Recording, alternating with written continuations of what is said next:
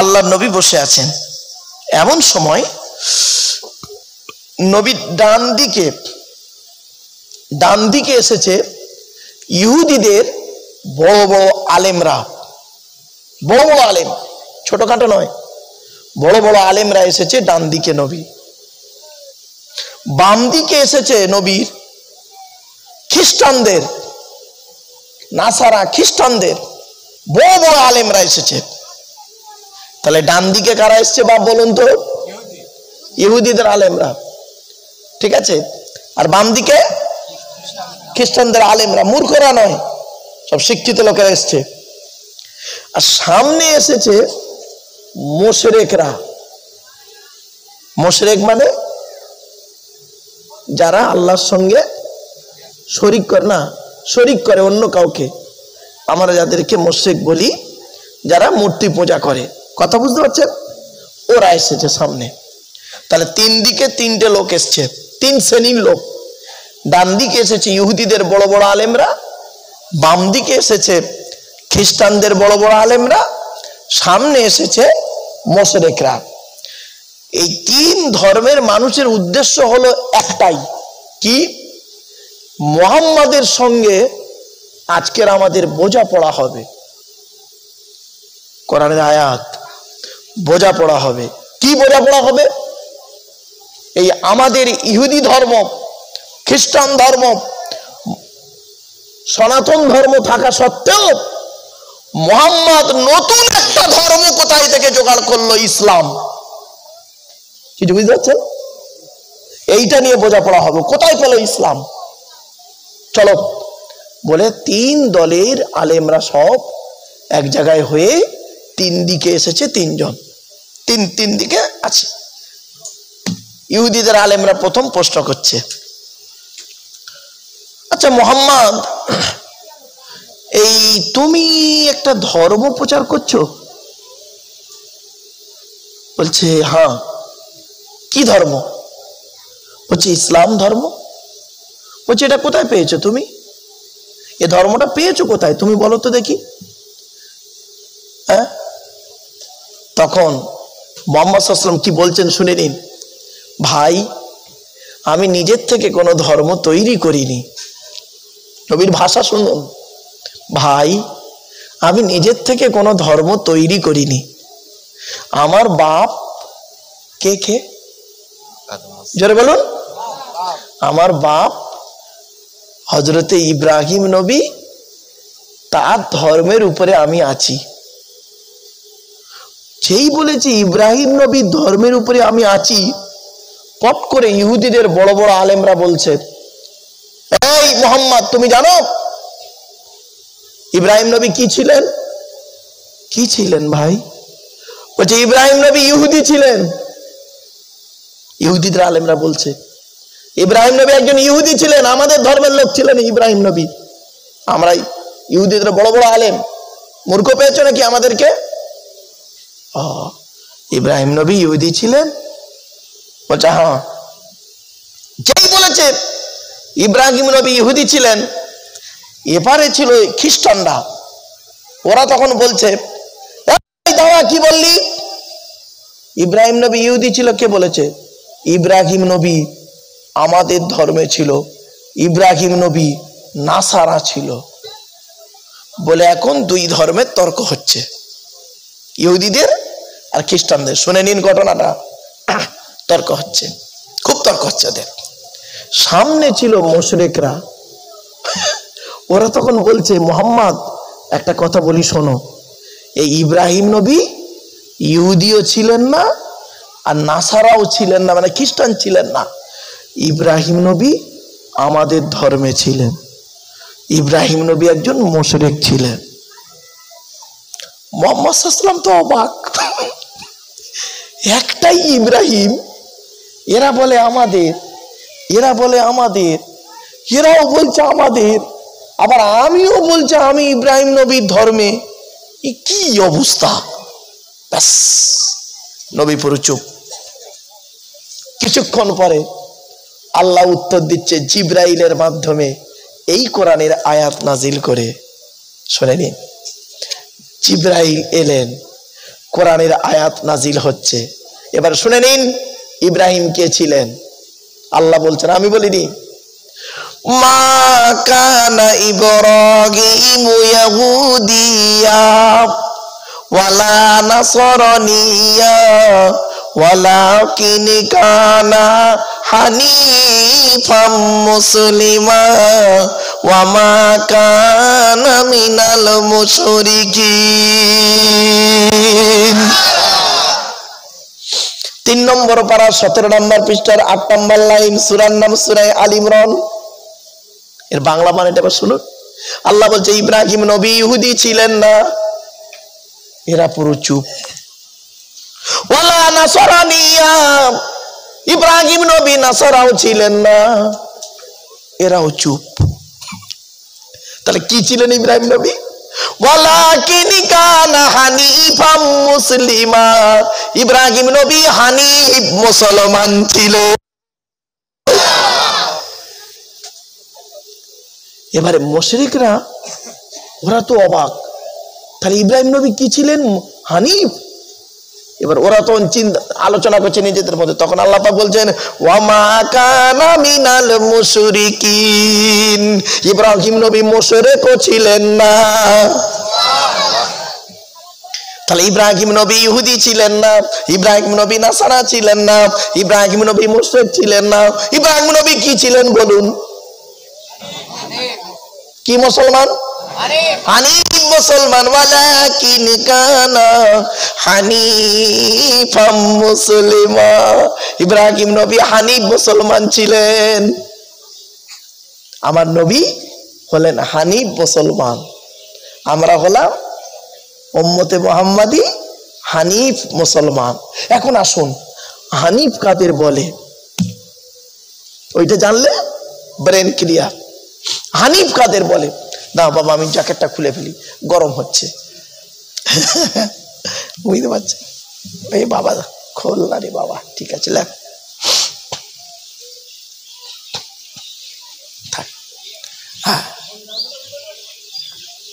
হানিফ কাকে বলে এই ভালো করে শুনে নিন। মা বোনেরা, মায়েরা, আমি অনুরোধ করে বলছি মা, আজ জীবনে আসা হবে কি তা জানি না, চোখ দুটো বন্ধ হয়ে গেলে চলে যাব অন্ধকার নীরব নগরে, এই ওয়াজটাই রয়ে যাবে। হানিফ কাকে বলে আগে ভালো করে এটা শুনে নিন। হানিফটা কে, কাকে হানিফ বলে? হানিফ শব্দের অর্থটা কি? হানিফ শব্দের অর্থ হলো একনিষ্ঠ। কি বললাম? জোরে বলুন, জোরে বলুন। হানিফ মানে কি? একনিষ্ঠ।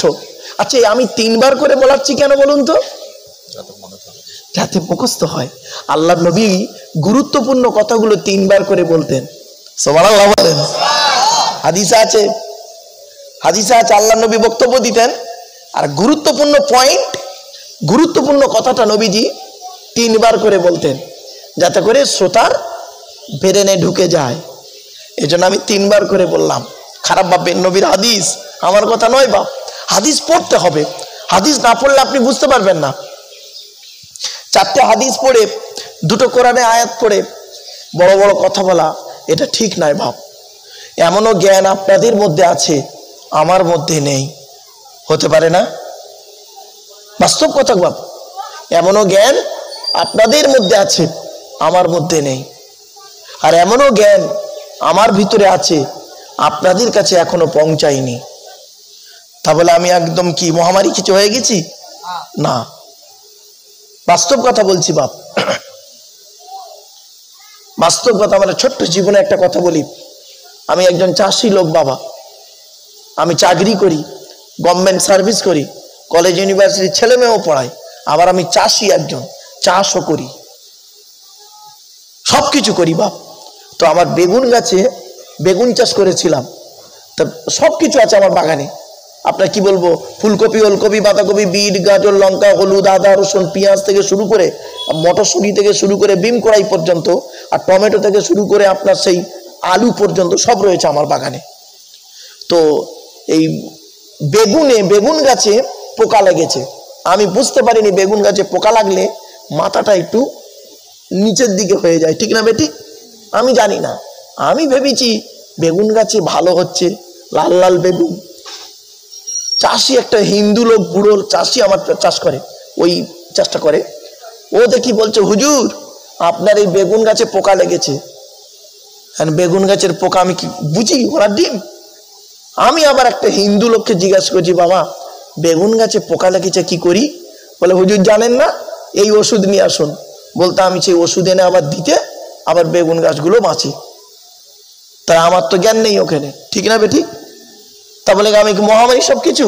না, জ্ঞান কার কাছে আছে কেউ জানে না। আল্লাহ কার মাধ্যমে কি দেয় কেউ জানে না, ঠিক না বেঠিক?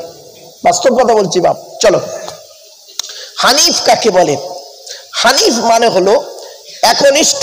কি বললাম বাবা? এইটা মাথায় রাখবেন, হানিফ মানে একনিষ্ঠ। এবারে চলুন, হানিফ কাকে বলে?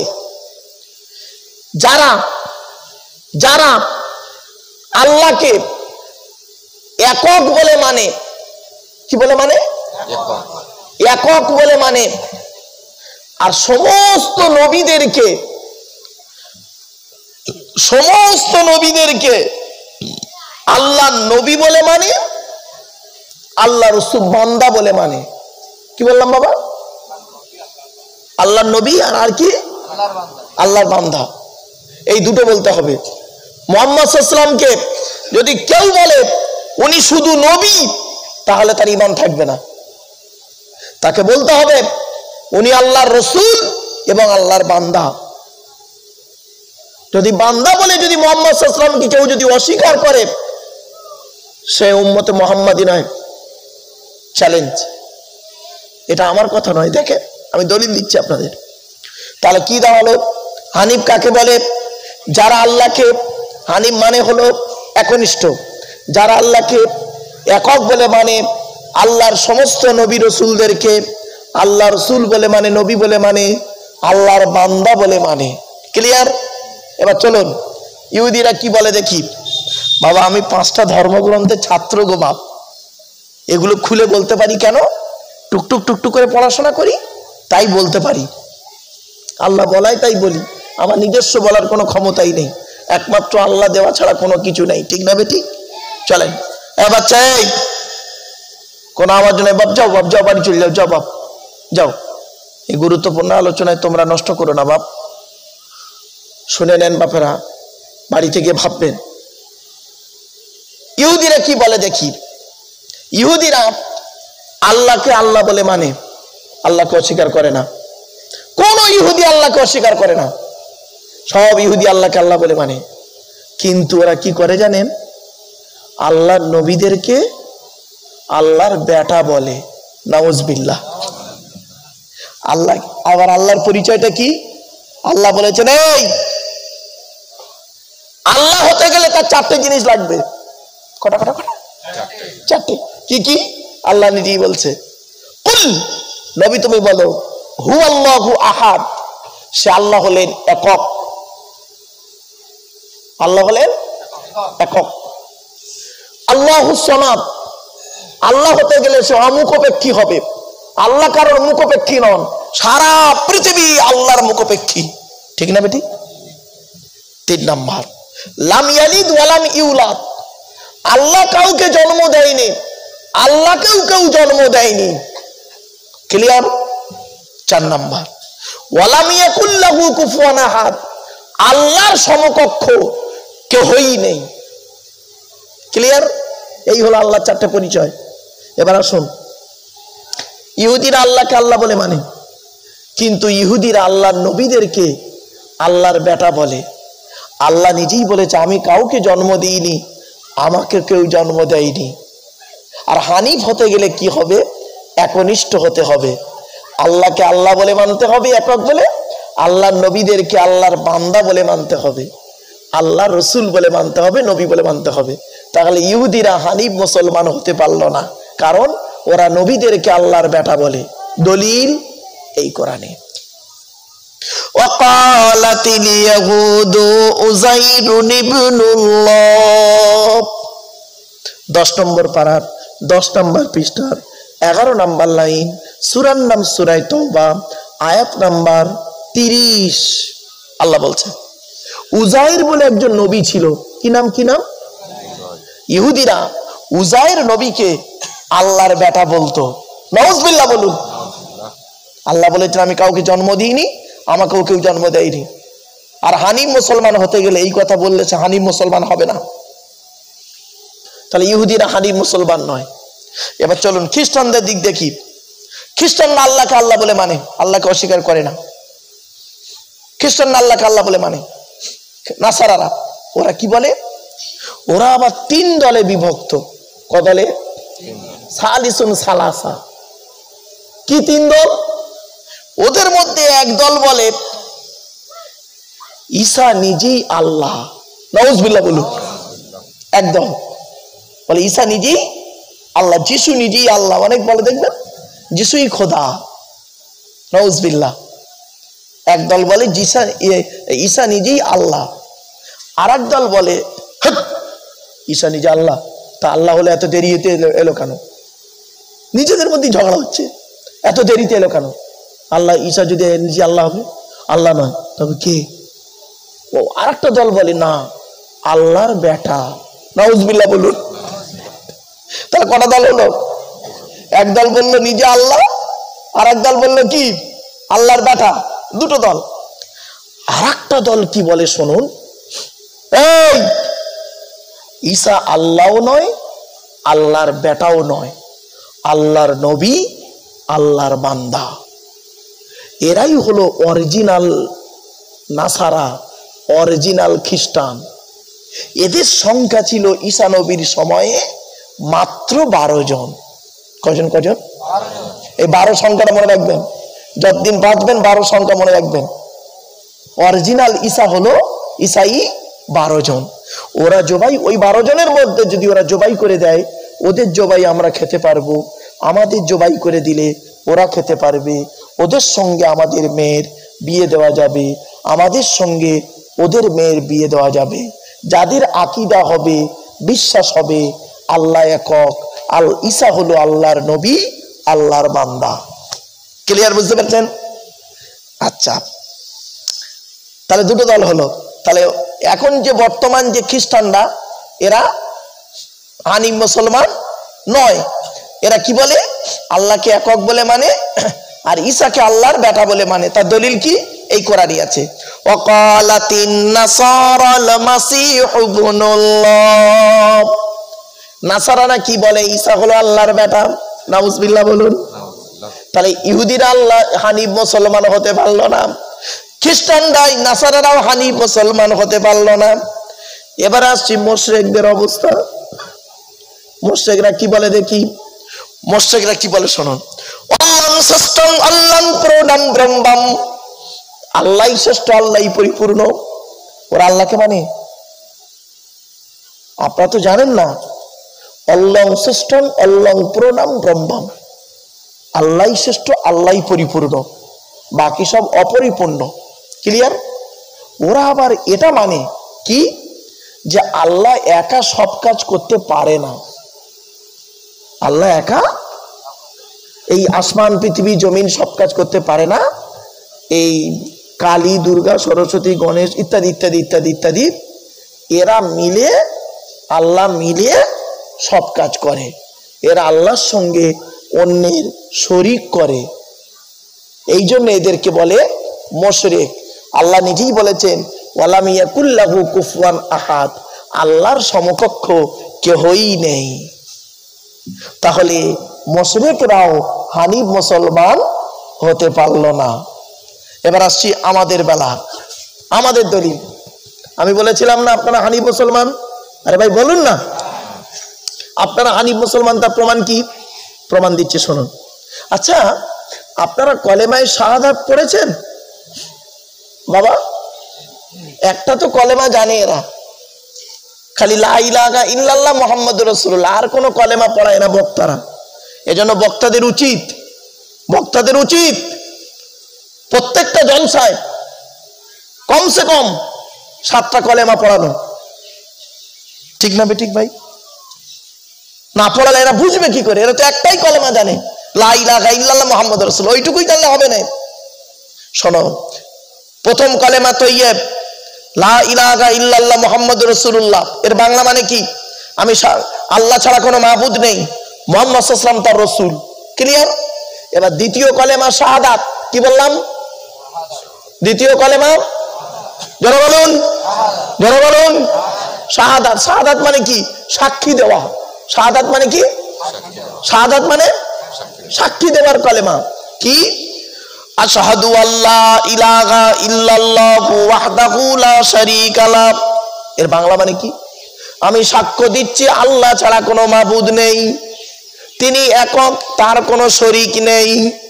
ওয়া আশহাদু আন্না মুহাম্মাদান আবদুহু ওয়া রাসূলুহু, আমি আরো সাক্ষ্য দিচ্ছি মুহাম্মদ সাল্লাল্লাহু আলাইহি ওয়াসাল্লাম হলেন আল্লাহর বান্দা এবং আল্লাহর রাসূল।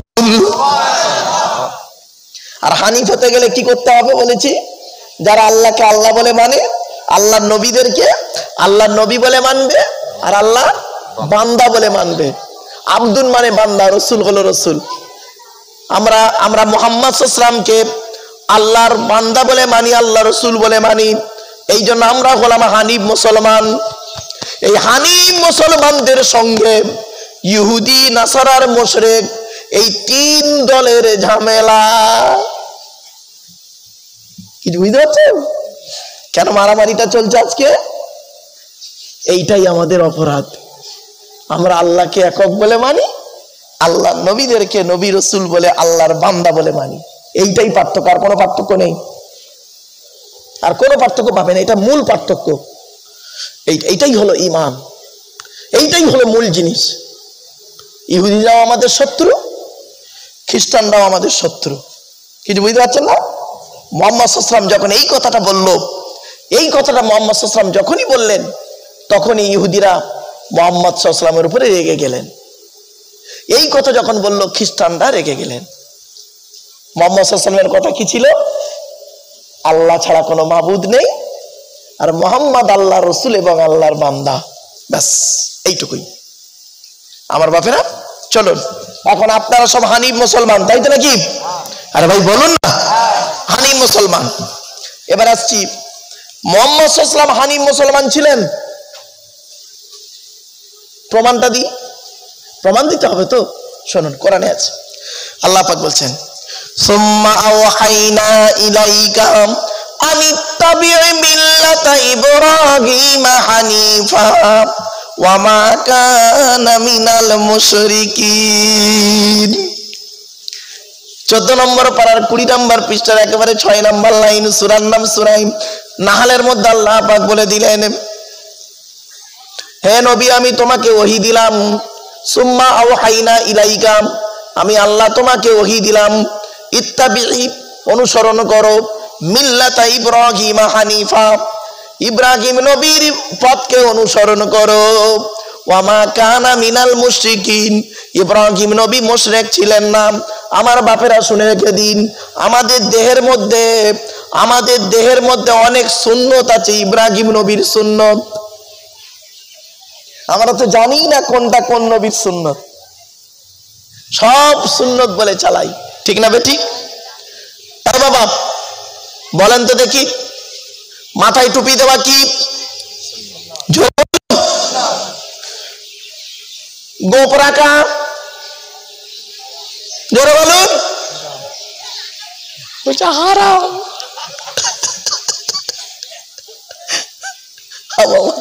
গোপ রাখা হারাম, হারাম না। আমি বলে দিচ্ছি বাপ, দাড়ি রাখা সুন্নাত, পাঞ্জাবি গায়ে দেওয়া, হাতের নখ কাটা। এখন কোনটা কোন নবীর সুন্নাত চলুন জেনে নি, বলবো। আর সুবহানাল্লাহ বলতে হবে আপনাদের, কিন্তু এগুলো শিখে নিন, কোনটা কোন নবীর সুন্নাত। আমরা তো জানি না, সব সুন্নত বলে চালাই, কোনটা কোন নবীর সুন্নাত। চলো এ বাবা, এই টুবলারা, এই আমার এই মাথার খালি টুপি যেন এইটা ছেড়ে দিসনি, এইটা যেন মাথায় ছাড়িসনি।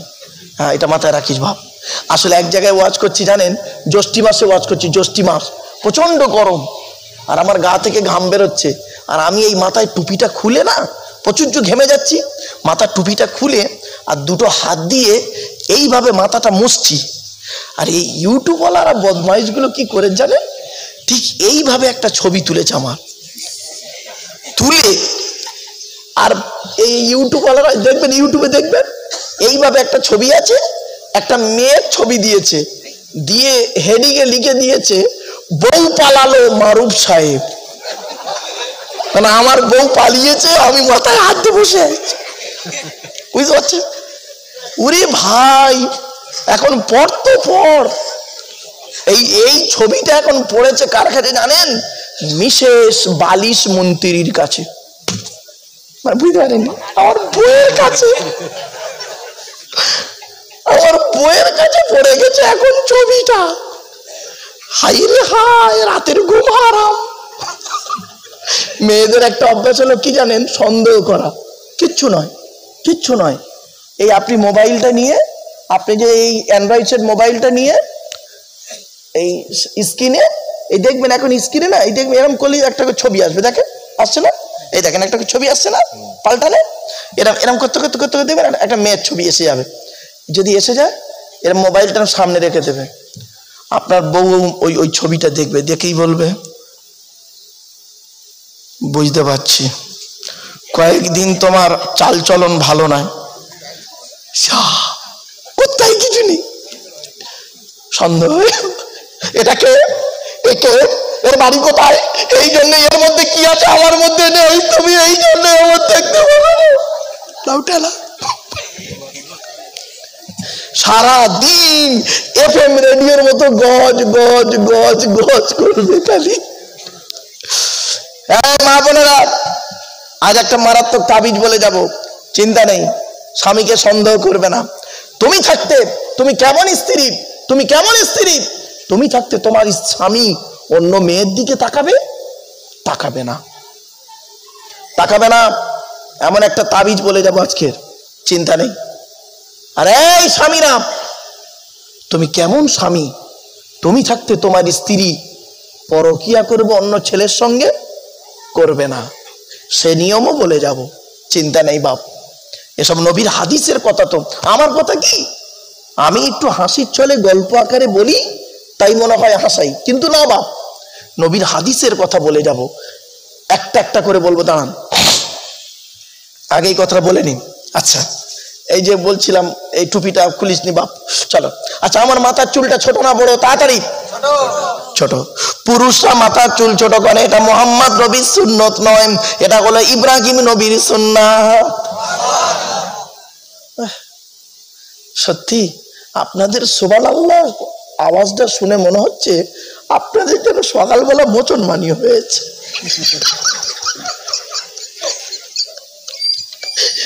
ভাই এত আস্তে কেন? জোরে চেল্লালে লাগবে এই জন্য কেন?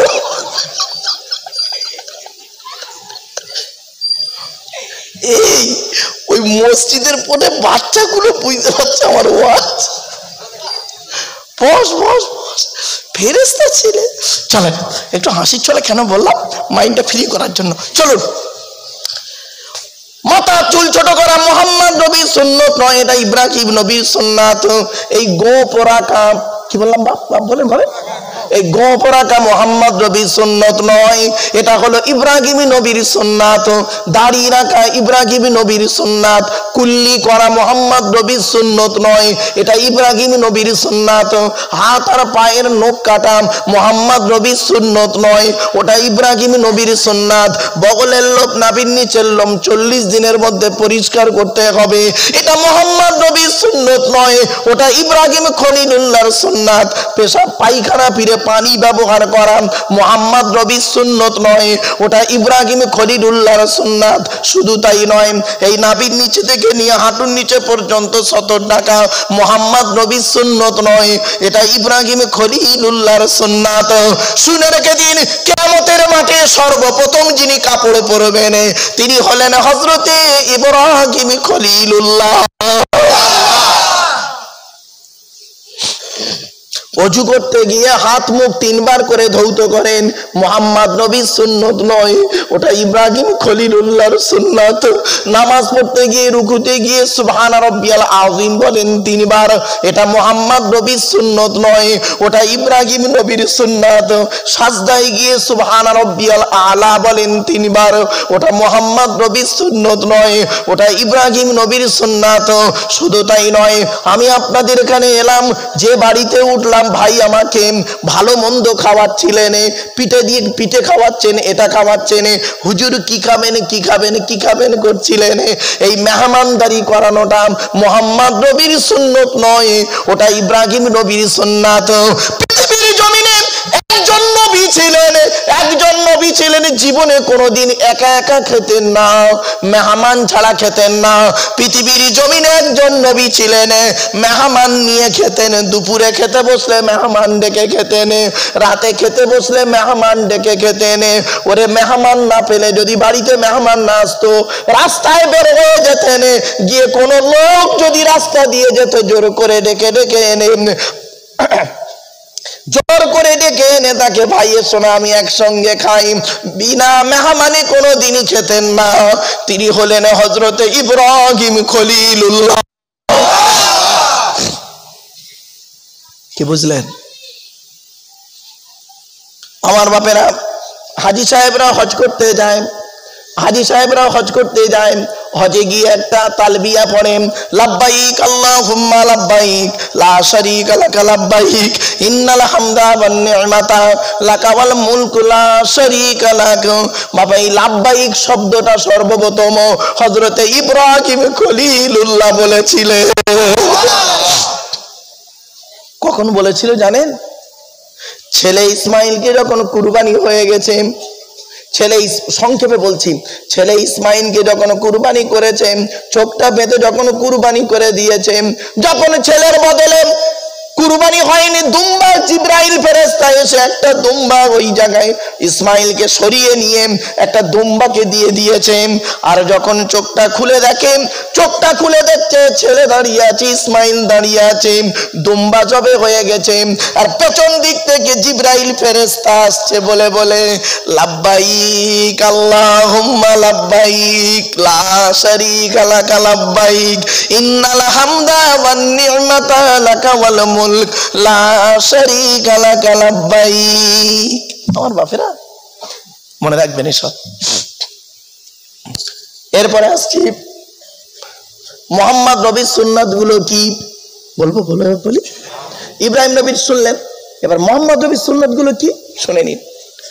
মুহাম্মদ নবীর সুন্নাত হলো মাথায় টুপি দেওয়া মুহাম্মদ নবীর সুন্নাত, মাথায় পাগড়ি পরা মুহাম্মদ নবীর সুন্নাত, এই রুমাল মাথায় দেওয়া মুহাম্মদ নবীর সুন্নাত, চুলটাকে বাবরি রাখা মুহাম্মদ নবীর সুন্নাত, মাথার চুল বড় করা মুহাম্মদ নবীর সুন্নাত, এই গোপকে ছোট করা মুহাম্মদ নবীর সুন্নাত, দাড়িকে বড় করা মুহাম্মদ নবীর সুন্নাত, মেসওয়াক করা মুহাম্মদ নবীর সুন্নাত, পাঞ্জাবি গায়ে দেওয়া মুহাম্মদ নবীর সুন্নাত, ভেতরে গেঞ্জি গায়ে দেওয়া মুহাম্মদ নবীর সুন্নাত। শুধু তাই নয়, এই লুঙ্গি পরা মুহাম্মদ নবীর সুন্নাত, জুতো পায়ে দেওয়া মুহাম্মদ নবীর সুন্নাত, পেশাব পায়খানা ফিরে কুলুপ ব্যবহার করা মুহাম্মদ নবীর সুন্নাত। নবীজি বলেছেন নামাজের সময় দুটো জিনিস কখনোই করবে না, নামাজের সময় দুটো জিনিস কখনোই করবে না। এক নাম্বার হলো কি? পায়ের গাঁটের নিচে কাপড় ঝুলিয়ে পড়বে না, পায়ের গাঁটের নিচে কাপড় ঝুলিয়ে পড়বে না, বেটা ছেলেদের বলছি। দুই নাম্বার হলো মুখ ঢেকে নামাজ পড়বে না। করোনার সময় 4টে করে মাস্ক লাগিয়ে চাচা আমার জুম্মার নামাজ পড়ছে, ঠিক না বেটি? খবরদার নয় বাপ, জীবনে কোনোদিন মুখ ঢেকে নামাজ পড়বেন না। আল্লাহ নবী নিষেধ করেছেন, আমি বলিনি, আল্লাহ নবী নিষেধ করেছেন, মুখ ঢেকে নামাজ পড়া নিষেধ। আল্লাহ নবী বলেছেন নামাজের সময় পায়ের গাঁটের নিচে কাপড় ঝুলিয়ে পড়বে না আর মুখ ঢেকে নামাজ পড়বে না। এরপরে মুহাম্মদ নবীর সুন্নাত বলে যাচ্ছি। মুহাম্মদ নবীর সুন্নাত হলো খাবার আগে হাত ধোয়া মোহাম্মদ নবীর সুন্নাত, খাবার আগে দস্তরখানা বিছানো মোহাম্মদ নবীর সুন্নাত, খাবার আগে লবণ বা পানি গালে দেওয়া মোহাম্মদ নবীর সুন্নাত, খাবার আগে দোয়া বলা মোহাম্মদ নবীর সুন্নাত। নবী আমার 3 আঙুলে খাবার তুলতেন, মোহাম্মদ নবী 3 আঙুলে খাবার তুলতেন, 5 আঙুলে গালে দিতেন, ভালো করে চিবিয়ে হজম করে বের করতেন। এ চাচা নবী ভক্ত বেবাড়িতে দাওয়াত খেতে গেছে, 3 আঙুলে মাও তোলে, 5 আঙুলে গবা গবা গবা গবা গবা গম মারতেছে, ঠিক না বেঠিক? নবী মুহাম্মদ সাল্লাল্লাহু আলাইহি ওয়াসাল্লামের সুন্নাত হলো খেতে খেতে যদি পানির পিপাসা পায় ঢক ঢক করে পানি পান করবে না, 3 ঢোকে পানি পান করবে।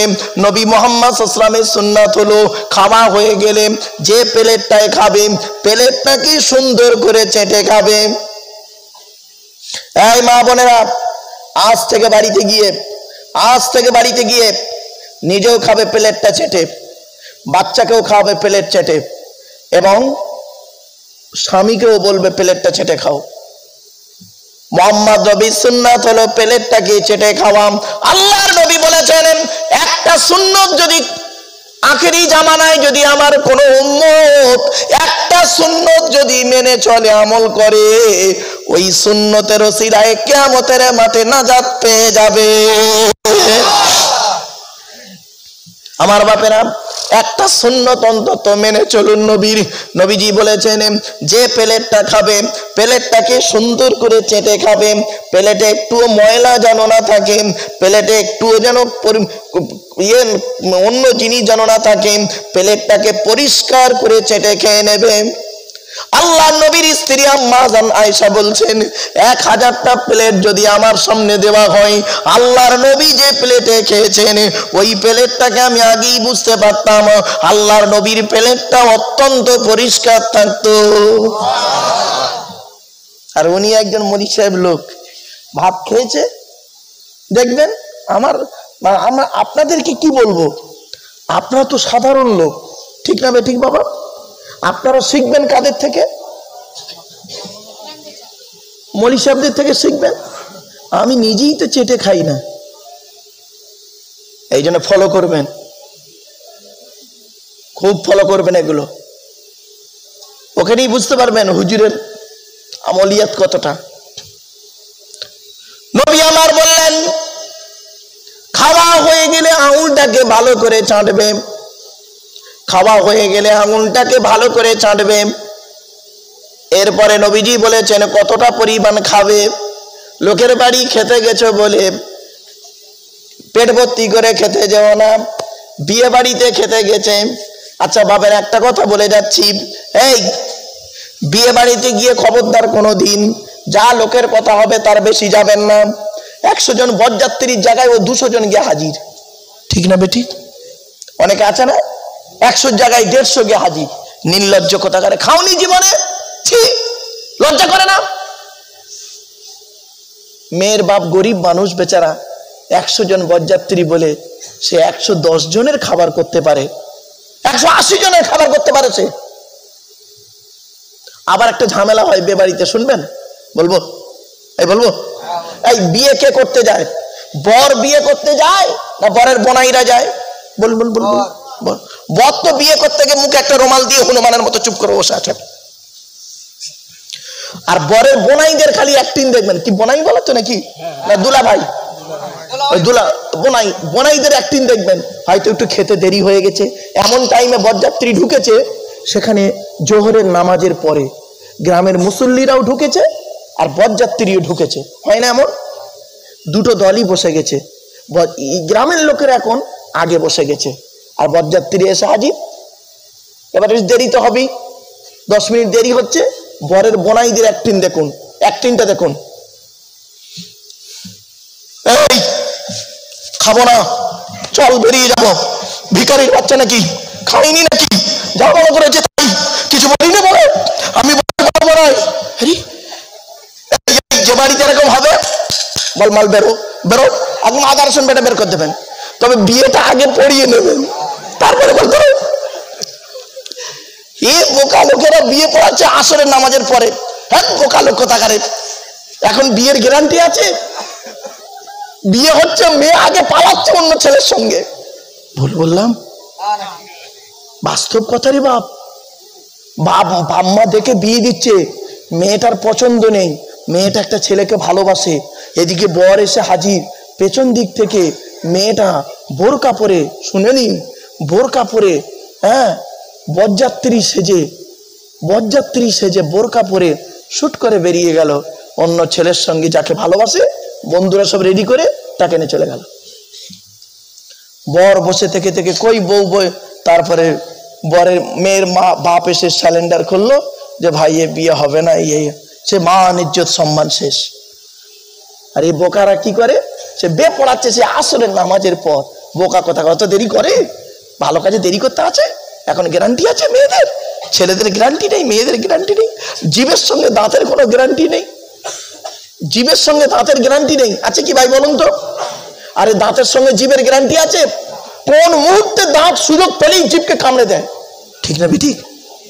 জীবের সঙ্গে দাঁতের গ্যারান্টি নেই, আর ও সেই বর আর বইয়ের হবু বইয়ের গ্যারান্টি দিতে। রাগ করো না বাপ। এইরকম বরযাত্রীদের অবস্থা খবরদার করবেন না, আল্লাহর গজব পড়ে যাবে। আল্লাহর নবী বলেছেন ওই বিয়েটা অতি উত্তম যে বিয়েতে খরচা কম। কি বললাম? যে বিয়েতে খরচা কম, ওই বিয়েটা উত্তম। তা বলে এই বলিছি বলে কালকের একটা করে মেয়ে নে আর দুটো করে বন্ধু নে বিয়ে করিয়ে নিও নি আবার, বুঝতে পারছেন না? বিয়ে করেছি বলে দুটো বন্ধু নিয়ে, দুটো সাক্ষী লাগবে বিয়েতে, দুটো বন্ধু ডেকে নে আর প্রেমিকাকে ডেকে নে বিয়ে পড়িয়ে নিল, ওটা কাজ করতে যেওনি। চলো এবার আসছি, নবীজি বলেছেন এই পৃথিবীর মানুষেরা, আমি মুহাম্মদ সাল্লাল্লাহু আলাইহি ওয়াসাল্লাম তোমাদের বলে যাচ্ছি, পেটটাকে তিনটে ভাগে ভাগ করবে। কটা ভাগে? তিনটে। খেতে গেলে, লোকের বাড়ি খেতে গেলে অতিরিক্ত খাবার খাবে না, পেটটাকে তিনটে ভাগে ভাগ করবে। প্রথম ভাগটা খাবার দিয়ে ভর্তি করবে, দ্বিতীয় ভাগটা পানি দিয়ে ভর্তি করবে, তৃতীয় ভাগটা ফুল ফাঁকা রাখবে, হজমের উপকার হবে। এ চাচা নবী ভক্ত বেবাড়িতে দাওয়াত খেতে গেছে, পেটটাকে তিনটে ভাগে ভাগ করেছে। প্রথম ভাগটা লুচি মিষ্টি ঢুকিয়ে ভর্তি করেছে, দ্বিতীয় ভাগটা বিরিয়ানি ঢুকিয়ে ভর্তি করেছে, আর তৃতীয় ভাগটা দই মিষ্টি থামস আপ চাটনি পাঁপড়। আর জায়গা নেই চাচার পেটে, চেপে চেপে চেপে চেপে পান মশলা, রাস্তার উপরে গিয়ে বমি করে দিল। বিয়ে বাড়িতে গিয়ে একটা লোক নাকি 70 পিস রসগোল্লা খেয়েছে, আর আছে মানুষের বাচ্চারা কুমিরের বাচ্চা। এই মিষ্টি খাবার সুন্নত বলে 70 পিস। আচ্ছা বলুন তো ভাই, আপনাদের এই গ্রামে একটা উদাহরণ দিচ্ছি বাবা, খারাপ ভাববেন না। আপনাদের এই গ্রামে একটা গরিব লোক তার মেয়ের বিবাহ দিচ্ছে, 200 জন লোককে দাওয়াত করেছে, 100 জন বরযাত্রী, 100 জন গ্রামের মুসল্লি আত্মীয় মিলে 100। 200 জন লোকের দাওয়াত দিয়েছে, 2 পিস করে মিষ্টি আনলে ক পিস হবে? 400 পিস। গরিব মানুষ বেচারা 400 পিস মিষ্টি এনেছে। এ একাই যদি 70 পিস খায়, ওর মতো যদি আরো খরিদ্দার 3টে জোটে, মেয়ের বাপের কপালে বাচ্চারা খাত। বাপেরা, বাস্তবটাই বললাম। কথাটা হয়তো শুনতে হাসি লাগলো, কিন্তু হাসির ছলে ছুরি মেরে গেলাম। বাপেরা খবরদার নয়। চলো, মোহাম্মদ নবীর সুন্নাত হলো কি? আচ্ছা বাবা, আমি আপনাদের এই আউল তুলে তুলে কথা বলছি না, আবার বলেন না, একটু কথা বলেন না। এই আউল তুলে তুলে কথা বলছি তো। আপনারাও তো অনেক সময় কথা বলতে গিয়ে আউল তুলে কথা বলেন না? অনেক সময় দেখবেন কোন ব্যক্তি যদি এর আউল তুলে কথা বলে, অন্যজন যে শোনে সে কি বলে জানেন? রেগে গিয়ে আউল নামা। ঠিক না? ঠিক শুনে নিন, এই আউল তুলে কথা বলা, এই শাহাদাত আউল তুলে কথা বলা একটা নবীর সুন্নাত। সুবহানাল্লাহ বলা গেল না? কোন নবী? মুহাম্মদ নবীও নয়, ইব্রাহিম নবীও নয়। শুনে নিন, সেই নবী যখন তার উম্মতদের সঙ্গে কথা বলতেন, চ্যালেঞ্জ নিয়ে কথা বলতেন, আর এই শাহাদাত আউল তুলে চ্যালেঞ্জ নিয়ে কথা বলতেন। সেই নবীর নাম বলবো? আবার বলবো? হ্যাঁ, কোরআনে আছে, ওই নবীর নামটা বলি, শুনে নিন। ওয়াজকুরু ফিল কিতাবি ইদ্রিস ইন্নাহু কানা সিদ্দিকান নাবিয়্যা ওয়া রাফা'নাহু মাকানান আলিয়্যা। 16 নম্বর পারার 8 নম্বর পৃষ্ঠার 7 নম্বর লাইন, সূরার নাম সূরা মারিয়ামের মধ্যে আল্লাহ পাক বলে দিলেন, তোমরা ইদ্রিস বলে একজন নবী আছেন, ইদ্রিস নবীকে স্মরণ করো। ইদ্রিস নবীর নাম কিন্তু ইদ্রিস নয়, ইদ্রিস নবীর নাম কিন্তু ইদ্রিস নয়, ওনার নাম হলো খাইনুক। কি বললাম? খাইনুক। ইদ্রিস নামটাও হলো কি করে শুনে নিন। জিবরাইল ফেরেশতা যখন ওহী দিয়ে যেতেন, উনি খালি ভুলে যেতেন, খালি ভুলে যেতেন। জিবরাইল ফেরেশতা ওহী দিয়ে গেলেই না, যেই জিবরাইল চলে যাবে উনি যা কি বললো, ঘোড়ার ডিম ভুলে গেছা, খালি এই চিন্তা করতেন। একদিন জিবরাইল ফেরেশতা ওহী দিয়ে যাচ্ছেন আর উনি টেনশনে পড়ে গেছেন, জানে ভুলে যাবে এক্ষুনি। আল্লাহ পাক বললেন, এই খাইনুক শুনে নাও, এই জিবরাইল তুমি খাইনুককে বলে দাও, তুমি যখন ওহী দেবে, তুমি যখন বলবে, খাইনুক যেন লিখে রেখে দেয়। দারসুন দাল রেসিন, দারাসা ইয়াদরুসু দুরুসান শব্দ থেকে ইসমে জরফে মাকানে সিগা হলো মাদ্রাসা। মাদ্রাসা মানে জঙ্গি তৈরির কারখানা নয় বাবা, মানুষ জানে না অবুঝের মতো তাই বকে। শুনে রেখে দিন, ওই ইদ্রিস শব্দের অর্থ হলো লেখাপড়া করা। পৃথিবীর সর্বপ্রথম লেখাপড়া করেছিলেন ওই খাইনুক নবী ওরফে ইদ্রিস নবী। ইদ্রিস নামেই সকলে চেনে, খাইনুক নামে কেউ চেনে না। ওই ইদ্রিস নবী সর্বপ্রথম পৃথিবীতে লেখাপড়া করেছিলেন। আর ইদ্রিস নবী যখন উম্মতের সঙ্গে কথা বলতেন, শাহাদাত আওয়াম তুলে চ্যালেঞ্জ নিয়ে কথা বলতেন। কি বুঝলেন আমার বাপেরা? বাড়ি থেকে ভাববেন। আচ্ছা বাবা, এখানে আপনাদের এই গ্রামের লোকেরা কি করে? বল, কি করে বাপ? জলকার আছে, চাষবাস আছে, এক একজন এক একটা কাজ করে। আমি দেখেন কোন নবী কোন কাজ করতে শুনিনি, বলে দিচ্ছি। আপনাদের অসুবিধা হচ্ছে বাপেরা? আর একটু হবে না, বন্ধ করে দেবো বাবা? হবে হবে হবে। আচ্ছা, একবার দরুদ শরীফ আল্লাহ।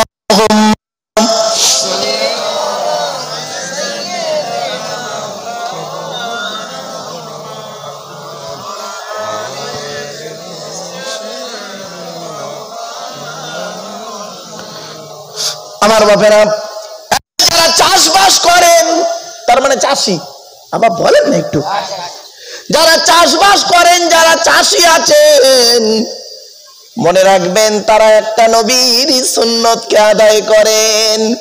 পৃথিবীতে একজন নবী ছিলেন চাষি, চাষ করে খাওয়া দাওয়া করতেন। সেই নবীটার নাম হলো হযরতে আদম আলাইহিস সালাম। খবরদার যারা চাষি আছেন, মনে মনে কোনোদিন ভাববেন না, হে আমি চাষি, আমার বেকার, আমার সম্মান নেই। খবরদার নয়। চাষি আছে বলে আজ খেতে পাচ্ছ তোমরা, ঠিক না বেটি? বাবা, চাষি ফসল না ফলালে তোমার লাক্সারি মারা বেরিয়ে যেত, তোমার টাকা নিয়ে শুধু চলবে না, ওই চাষির ফসল না হলে তোমার পেটে ভরবে না। এই জন্য পৃথিবীতে একজন নবী ছিলেন, তিনি ছিলেন চাষি, চাষ করে খেতেন। তিনি হলেন হযরতে আদম আলাইহিস সালাতু ওয়াস সালাম। যারা চাষি আছেন, আদম নবীর সুন্নতকে আপনারা আদায় করেন। এরপরে আসছি, এখানে কেউ দর্জি আছে? এই দর্জি গো বাপ, দর্জি জামা সেলাই করে কাটে। এই যারা দর্জি আছো, শুনে রেখে দাও, পৃথিবীতে একজন নবী ছিলেন দর্জি, জামা কাপড় সেলাই করে পরতেন। তিনি পৃথিবীর প্রথম জামা কাপড় সেলাই করেছিলেন। তার আগে পৃথিবীতে কেউ জামা কাপড় সেলাই করে পরতো না। লজ্জাস্থান রাখতো গাছের ছাল দিয়ে, চামড়া দিয়ে, গাছের পাতা দিয়ে লজ্জাস্থান ঢেকে চলতো। পৃথিবীর সর্বপ্রথম দর্জি ছিলেন হযরতে ইদ্রিস আলাইহিস সালাতু ওয়াস সালাম। কি বুঝলে? তোমরা দর্জি বলে মনে মনে খুব দুঃখ পাও, এই দর্জির কাজ করি, আমি একজন ছোট মানুষ। খবরদার নয় বাপ। আচ্ছা, এখানে ওই কেউ লোহা লক্করের কাজ করে, আছে না? শুনে ওকে কি বলে বাপ? কামার কামার কামার কামার। এই পৃথিবীতে একজন নবী ছিলেন, কামারের কাজ করতেন, লোহা লক্করের কাজ করতেন, ছুরি কাঁচি তৈরি করতেন, কুড়ুল তৈরি করতেন। শুধু তাই নয়, আরো অনেক কিছু যুদ্ধের সরঞ্জাম তৈরি করতেন। তিনি হলেন হযরতে দাউদ আলাইহিস সালাতু ওয়াস সালাম। যারা কামারের কাজ করেন কোনদিন ভাববেন না আমি ছোট মানুষ, তুমি দাউদ নবীর সুন্নতকে আদায় করো। কে বলেছে বাবা? খালি আমরা বুঝি না তাই যাকে তাকে ছোট ছাটা করে দিই, ঠিক না বেটি? মূর্খ তো, লেখাপড়া করতে হয়, আমরা জানি না। শুধু তাই নয়, এই এখানে কারোর গরু ছাগল আছে বাড়িতে? এবার বলো না বাবা। বাড়িতে গরু ছাগল চাষ করো না? অনেকে ছাগল টাগল চড়ায় না? পৃথিবীতে একজন নবী ছিলেন, তিনি ছাগল চড়াতেন।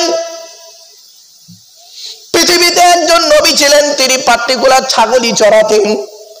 সেই নবীটার নাম কোরআন থেকে দলিল দিচ্ছি। ওমা তিলকা বিয়ামিনিকা ইয়া মূসা ক্বালা হিয়া আসায়া আতাওয়াক্কাউ আলাইহা ওয়া আহুশ্শু বিহা আলা গনামি ওয়া লিয়া ফিহা মাআরিবু উখরা ক্বালা আলকিহা ইয়া মূসা ফাআলকাহা ফাইযা হিয়া হাইয়াতুন তাসাব। 16 নম্বর পারা 12 নম্বর পৃষ্ঠা, সূরার নাম সূরা তাহা। পৃথিবীতে একজন নবী ছিলেন, শুধু ছাগলই চড়িয়েছেন, শুধু ছাগল চড়িয়েছেন, ছাগল চড়িয়েছেন, পশুপালন করেছেন। সেই নবীটার নাম হলো হযরতে মূসা আলাইহিস সালাতু ওয়াস সালাম। এই মূসা নবীর হাতে একটা লাঠি ছিল না? আবার বলেন না, বলেন না, ওই লাঠিটা কোথায় পেলেন মূসা নবী? কি মুশকিল বলেন দিন, আজ ওয়াজের 12টা বেজে যাচ্ছে যে। মূসা নবী ওই লাঠিটা পেলেন ওনার শ্বশুরের কাছ থেকে। আচ্ছা, মূসা নবীর শ্বশুরের নামটা আবার কি? এই কোরআনে 136 জায়গায় আছে মূসা নবীর নাম। কত কত কত? 136 জায়গায় আছে মূসা নবীর নাম। আর মূসা নবী একটা লাঠি ব্যবহার করতেন। ওই লাঠিটা কোথায় পেলেন? মূসা নবীর শ্বশুরের কাছ থেকে পেলেন। আচ্ছা, মূসা নবীর শ্বশুরের নাম কি? কোরআনে আছে। ঘটনাটি হলো কোথায় জানেন? ঘটনাটি সূরা কসসে পাবেন 20 নম্বর পারার, আবার 16 নম্বর পারায় দুটো জায়গায় আছে। আরো মূসা নবীর ঘটনা কোরআনের বেশ কিছু কিছু জায়গায় আছে। আপনাদের জানিয়ে দিচ্ছি, বাপেরা শুনে নিন। মূসা নবী যে লাঠিটা পেয়েছিলেন, ওই লাঠিটা হলো ওনার শ্বশুর মশায়ের শ্বশুরের নাম হলো হযরতে শুআইব আলাইহিস সালাতু ওয়াস সালাম। পৃথিবীতে 882 বছর বেঁচে ছিলেন। কত কত কত? শুআইব নবী 882 বছর বেঁচে ছিলেন। ইব্রাহিম নবী 195 বছর বেঁচে ছিলেন। ইসমাইল নবী 130 বছর বেঁচে ছিলেন। নূহ নবী 950 বছর বেঁচে ছিলেন। আদম নবী 1000 বছর বেঁচে ছিলেন। মুহাম্মদ নবী 63 বছর বেঁচে ছিলেন। ভাবতে পেরেছেন? 63 বছরের জীবনী যদি আপনাদের বলি, বাপ ভাবতে পারবেন না, ভাবতে পারবেন না আমার বাপেরা। চলো, আচ্ছা, মূসা নবীর শ্বশুরের নাম কি বললাম বাবা? শুআইব আলাইহিস সালাতু ওয়াস সালাম। মাদাইন শহর থেকে বেশ অনেকটা দূর শুআইব নবী। এখন শুআইব নবী লাঠিটা কোথায় পেল? মারাত্মক। শুআইব নবী লাঠিটা কোথায় পেল? শুআইব নবী লাঠিটা পেয়েছে, ভালো করে শুনে রেখে দিন। আদম নবী যখন জান্নাতে গন্ধম ফল খেলেন, সকলে জানেন, আদম কিন্তু আগে ফল খায়নি। শুনে নিন, মা হাওয়া প্রথম খেয়েছিল। এই মা বোনেরা, এই জন্য মেয়েদের অন্তরটা হলো কি জানেন? মেয়েদের অন্তরটা হলো তুলোর থেকে নরম আর পাথরের থেকেও শক্ত, ঠিক না বেটি? যারা বউ করেছে তারা বুঝতে পারছে কি জিনিস, আর যারা প্রেম করেছে তারা এখন বুঝতে পারছে। যখন ফোন তোলে না, যখন ফোন তুলছে না প্রেমিকা, সারাদিন টেনশন, ছেলের খাওয়ানি দাওয়ানি, প্রেমিকা ফোন তোলে না, বোকা ছেলে কোথাকারে। চলো আমার বাপেরা, আদম নবী যখন মা হাওয়া প্রথম গন্ধম ফলটা খেলেন, খাওয়ার পরে মা হাওয়া বাপ আদমকে খাওয়ালেন। সংক্ষেপে বলে দিচ্ছি বোঝার জন্য। আদম হাওয়া যখন গন্ধম ফল খেলেন, উলঙ্গ হয়ে গেল, আল্লাহ পাক ওদের জান্নাতি পোশাকগুলো খুলে দিলেন। তো তারপরে এবার করলো কি, জান্নাতের ভিতরে তিনটে পাতা নিয়ে আদম নবী লজ্জাস্থান ডেকেছিলেন, মা হাওয়া নিয়েছিলেন 5টা পাতা। কেউ কেউ বলেছেন ওখান থেকে বেটা ছেলে মারা গেলে 3টে কাপড়, মেয়ে ছেলে মারা গেলে 5টা কাপড় দেওয়া হয়, শুনে রাখেন। কেউ কেউ বলেছেন। তবে একটা আপনাদের কথা বলি, আচ্ছা বেটা ছেলে মারা গেলে কটা কাপড় বললাম? 3টে। মেয়ে ছেলে মারা গেলে 5টা। একটা হিজড়ে মারা গেলে কটা?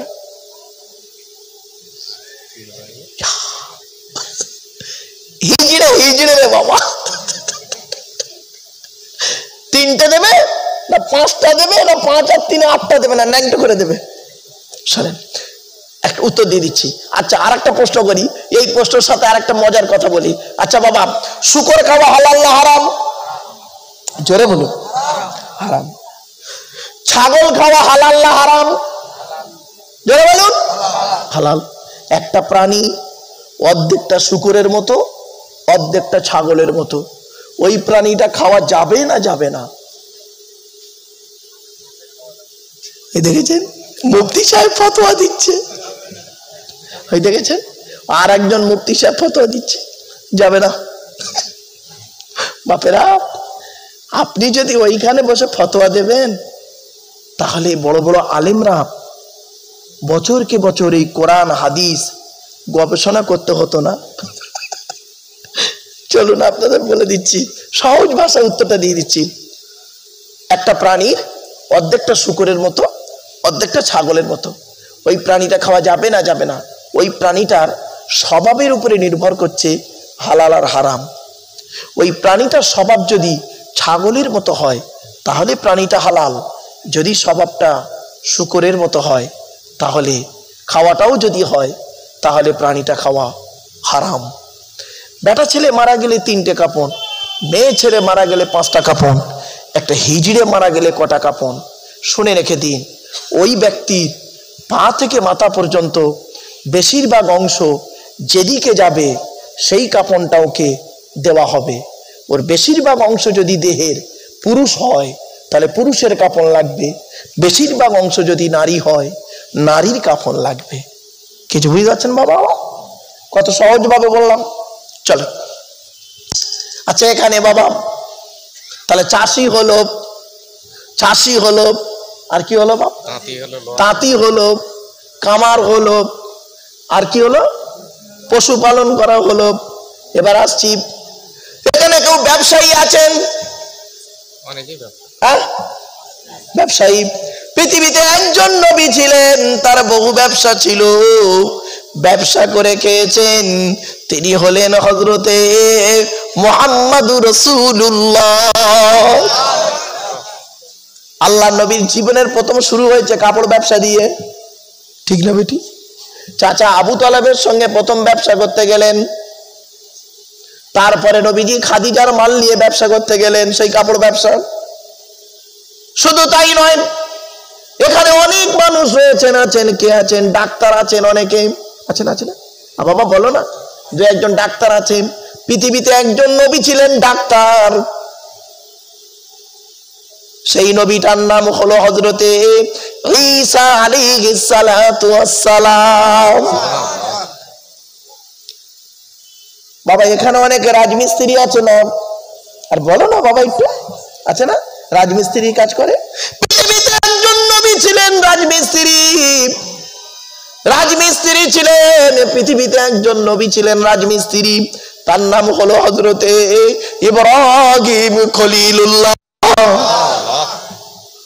আচ্ছা এখানে রাজমিস্ত্রি জোগাড়ে লাগে না? ওরে আপনারা কি বলেন, হেল্পার? জোগাড়। পৃথিবীতে একজন নবী ছিলেন রাজমিস্ত্রি জোগাড়ে, তিনি হলেন হযরতে ইসমাঈল আলাইহিস সালাতু ওয়াস সালাম। এই এখানে অনেকে কাঠ মিস্ত্রি আছে না? কাঠের কাজ করে, ছুতোর মিস্ত্রি বলে তো নাকি বাপ? আল্লাহর পৃথিবীতে পৃথিবীতে একজন নবী ছিলেন কাঠমিস্ত্রি। সেই কাঠমিস্ত্রিটার নাম হলো হযরতে নূহ আলাইহিস সালাতু ওয়াস সালাম। কি বুঝলেন? কি বুঝলেন? খালি মৌলভী সাহেব স্টেজে বসে ওয়াজ করে বলে ভাবলেন কি ফেরেশতা লোক? আপনাদের আল্লাহ সম্মান দিয়েছে। প্রত্যেক ব্যক্তির ভিতরে আল্লাহ পাক নিজস্ব একটা পার্টস দান করেছে, যে পার্টসের বিনিময়ে আল্লাহ পাক পৃথিবীতে তাকে সম্মানিত করে। ঠিক না বে ঠিক? এজন্য খবরদার বাপ, জীবনে কোনোদিন কাউকে তাচ্ছিল্য করবেন না, কাউকে কোনোদিন খারাপ বলবেন না, কাউকে কোনোদিন অপমানিত লাঞ্ছিত করতে যাবেন না, খবরদার নয়। আমি তো এই জন্য বলি গো বাপ, আমি বলি আমার পাশে একটা দর্জিকে বসান, আমার পাশে একটা দর্জিকে বসান, আমি মনে করি ওই দর্জিটা আমার থেকে বড়। কেন জানেন? ও জামা তৈরি করতে পারে, আমি জামাটা তৈরি করতে পারি না। ঠিক না বে ঠিক? আল্লাহ পাক ওই দিকে ওর বিবেক বুদ্ধি দিয়েছে, অনেক এক্সপিরিয়েন্স। আমি দুটো কোরআন হাদিস মানুষের কাছে বলি, আল্লাহ পাক শিক্ষা দিয়েছেন তাই বলি। তা বলি কি মহামারী কিছু হয়ে গেছি? খবরদার নয়, অহংকারীকে আল্লাহ পছন্দ করেন না। আল্লাহ নিজেই বলছেন, ওয়ালা তুসাইর খাদ্দাকা লিন-নাসি ওয়ালা তামশি ফিল আরদি মারহা।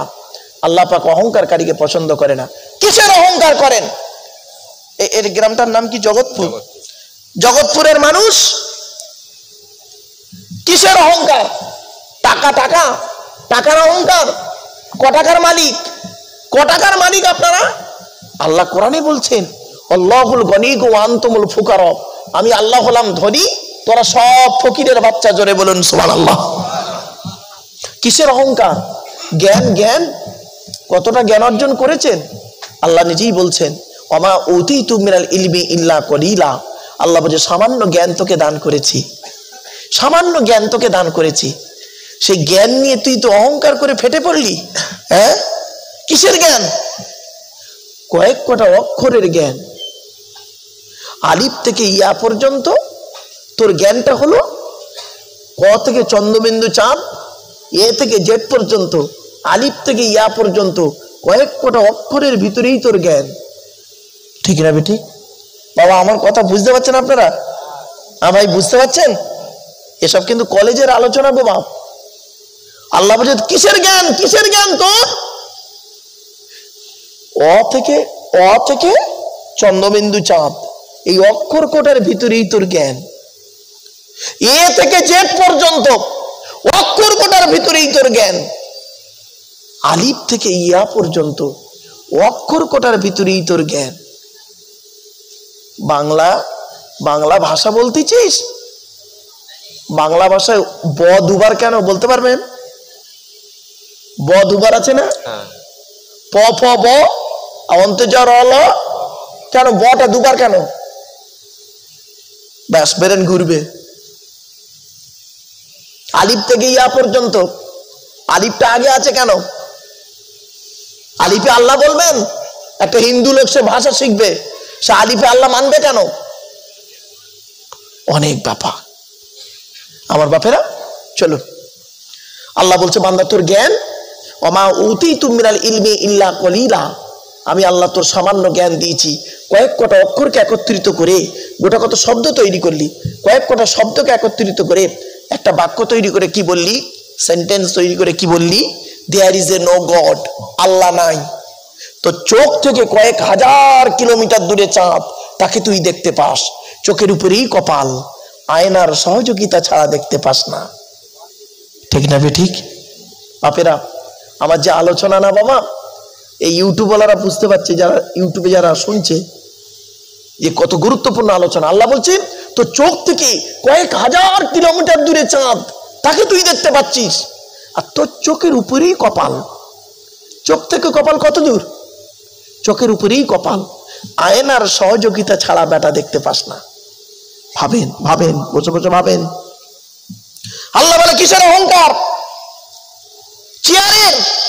চেয়ারের অহংকার। 5 বছরের জন্য ভোটে জিতিয়ে তোর একটা চেয়ার দান করব, ওই চেয়ারের মর্যাদা যদি রাখতে পেরেছিস তো ভালো, পরের ইলেকশনে এমন হারাবো তুইও যা, একটা টোটোওয়ালাও তা। ঠিক না বেঠিক? আল্লাহ বলে কিসের অহংকার দেখা জগৎপুরের মানুষ? ক্ষমতার অহংকার। কোরআন বলছে অখলিকাল ইনসানু দাঈফা, আমি আল্লাহ মানুষকে মায়ের পেটের ভিতরে দুর্বল করে তৈরি করেছি।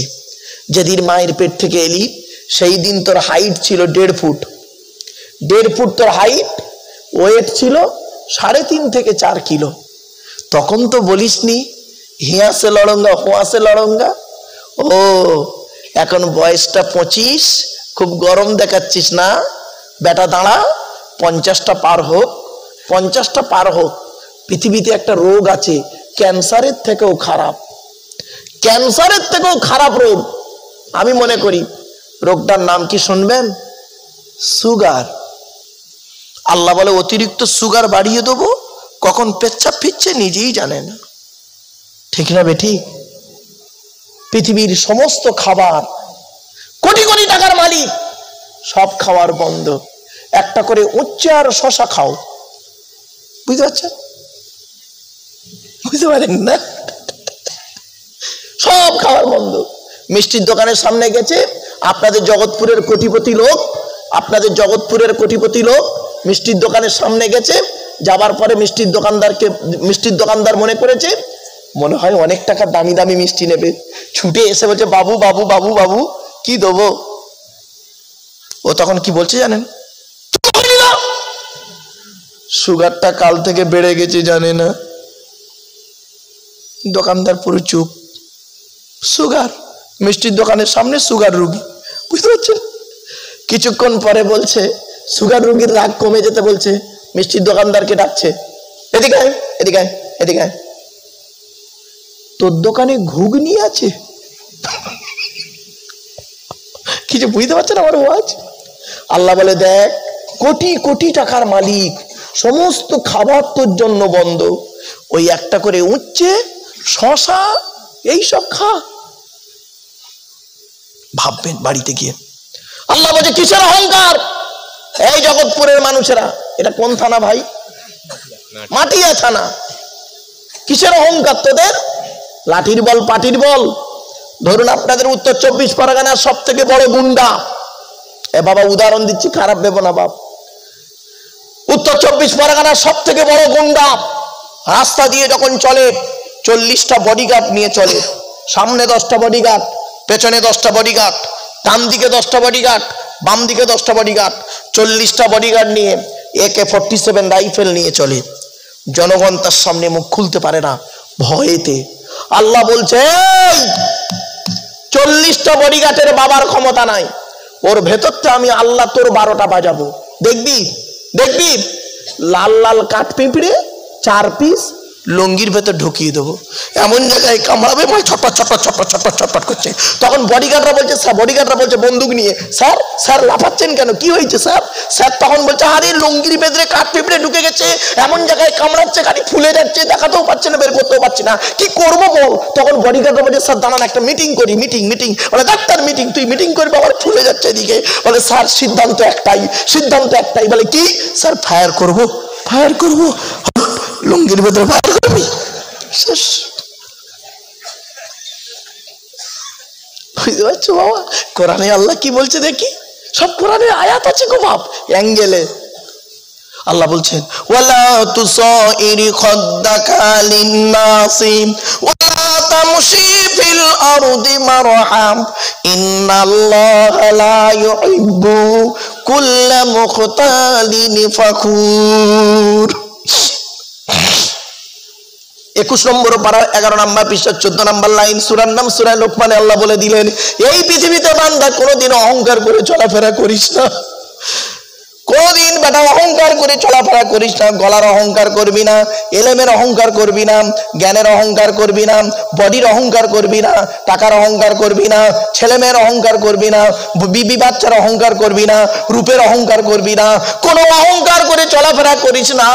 আমি আল্লাহ তোর অহংকারকারীকে ভালোবাসি না। দেখবেন রূপের অহংকার, রূপের অহংকার, আপনাদের এই মাটিয়া থানার ধরুন একটা সুন্দরী মেয়ে, মাটিয়া থানার সুন্দরী মেয়ে, অতীব সুন্দরী মেয়ে, 16 বছরের সুন্দরী মেয়েকে বিয়ে করলেন, অতীব সুন্দর দেখতে। 4টে বাচ্চা হয়ে যাওয়ার পরে দেখবেন গালটা দুবড়ে হাড়োয়া থেকে বসিরহাটে চলে গেছে। রূপ কোথায় গেল? শেষ। এই জন্য বাবা খবরদার নয়, চোখ দুটো বন্ধ হয়ে গেলে সব শেষ। আজকের এই প্লাস্টিকের উপরে বসে আছেন না, কালকের চোখ দুটো বন্ধ হয়ে গেলে ওই প্লাস্টিকের নিচেই চলে যাবেন। আপনি যাবেন না, আপনাকে জোর করে দিয়ে চলে আসব, ঠিক না বেঠিক? আমার সেজো চাচা, আপনাদের বলি, আমার সেজো চাচা খুব বড় একজন টপ র্যাঙ্কের অফিসার ছিলেন। বাপেরা শিক্ষিত মানুষ ছিলেন। তো আমার সেজো চাচা আমাকে বলছে, আব্বা তুমি আমার বংশে গো বাপ, আমার বংশটা খুব বড় বংশ, আমার বংশে কেউ আলেম হাফেজ নেই, অনলি আমি একাই হতভাগা আলেম হাফেজ, আর কেউ আলেম হাফেজ নেই, একটাও আলেম হাফেজ নেই আমার বংশে, আমি হতভাগা একটাই। আর মাস্টার, ডাক্তার, ইঞ্জিনিয়ার, প্রফেসর কি নেবেন? খালি মৌলানা আলেম উলামা বাদ দিয়ে বাকি সব পাবেন আমার পিতৃকুলে। মাতৃকুলে আলেম, হাফেজ, মাস্টার, ডাক্তার, ইঞ্জিনিয়ার, প্রফেসর বহু আছে, মাতৃকুলে, পিতৃকুলের কথা বলছি। তো আমার সেজো চাচা, উনি জেনারেল শিক্ষিত মানুষ, আমাকে বলছে, আব্বা তোমাকে একটা প্রশ্ন করব, তুমি তো মৌলানা লোক, প্রশ্ন করব। কি? মানুষ মারা গেলে মাটি দেয় কেন? বুঝতে পারেনি না? মানুষ মারা গেলে মাটি দেয় কেন? তা আমি তখন পড়াশোনার জীবন, তো তখন যে মাটি দেয় কেন, ধর্মে বলা আছে তাই, নবীজি বলেছেন, আল্লাহ বলেছেন, তাই মাটি দেয়, যেরকম বলার উত্তর। বলছে না, শোনো, পচে দুর্গন্ধ বেরোবে, মাল সহ্য করতে পারবে না, তাড়াতাড়ি ঢুকিয়ে দিন। পরক্ষণে বুঝলাম কথাটা একেবারে খারাপ নয়। আপনার বাপ মারা গেছে, কতদিন রাখবেন? 4 দিন রাখবেন। পেটটা ফেটে যখন গন্ধ বেরোবে, তখন আপনার স্ত্রী বলবে, তুমি আগেও মালটা দেবেন, আমি বাপের বাড়ি চলে যাব, ঠিক না বেঠিক? ভাবতে পেরেছেন? এই কবর, কবর 4টে কথা বলে। কটা কটা কটা? 4টে। শুনে রাখুন, কবর 4টে কথা বলে। 1 নম্বর কবর বলে, আমি কবর, দরজা জানালা ছাড়া ঘর, আমার কাছে দরজাও নেই, জানালাও নেই, আমি কবর একাকিত্বের ঘর। বন্ধু, তুই আমার ঘরে আসার আগে একবার প্র্যাকটিস করে আসবি, একা একা থাকা প্র্যাকটিস করে আসবি। 2 নম্বর কবর বলে, আমি কবর, সাপ বিছে পোকামাকড়ের ঘর। তোর দেহটা আমার কাছে দিয়ে চলে যাবে যখন তোর আত্মীয়রা, 6 থেকে 8 দিন পরে তোর মাথার চুলগুলো, তোর মাথার চুল, হাতের নখ, পায়ের নখ, গায়ের লোমগুলো খসে খসে পড়ে যাবে। 10 থেকে 12 দিন পরে তোর মাথার বেরেনটা পচে গিয়ে নাক দিয়ে, কান দিয়ে, গাল দিয়ে গড়তে থাকবে। 18 থেকে 20 দিন পরে তোর পেটটা ফেটে যাবে, পোকায় তৈরি হবে। 2 মাস পরে তোর দেহটা চামড়া সমেত মাংস শেষ হয়ে যাবে। 6 মাস পরে তোর হাড়গুলো মাটি খেয়ে নেবে। কোথায় গেল? জগৎপুরের মানুষ, দেহটা কোথায় রাখলে? এমন দেহ পৃথিবীতে করো না বাপ, এমন দেহ করে যাও মাটির নিচে টাটকা থাকবে। কয়েক কটা দেহ মাটি খেতে পারে না, মাটির নিচে টাটকা থাকে। এখন মা বোনেরা ভালো করে শুনে নিন, মায়েরা বোনেরা, এই রকম দেহ করো, তাহলে ইহকালে শান্তি পাবে, পরকালে জান্নাত পাবে। 1 নাম্বার হলো, নবীদের দেহ মাটি খেতে পারে না। 2 নাম্বার হলো, শহীদানদের দেহ মাটি খেতে পারে না। শহীদান কাদের বলে? মনে রাখবেন, শুধু আল্লাহ রাস্তায় জিহাদ করলে শহীদ হওয়া যায় না, ওটাও তো শহীদ, বড় শহীদই। আর ছোট শহীদের পরিচয় কি শুনে নাও।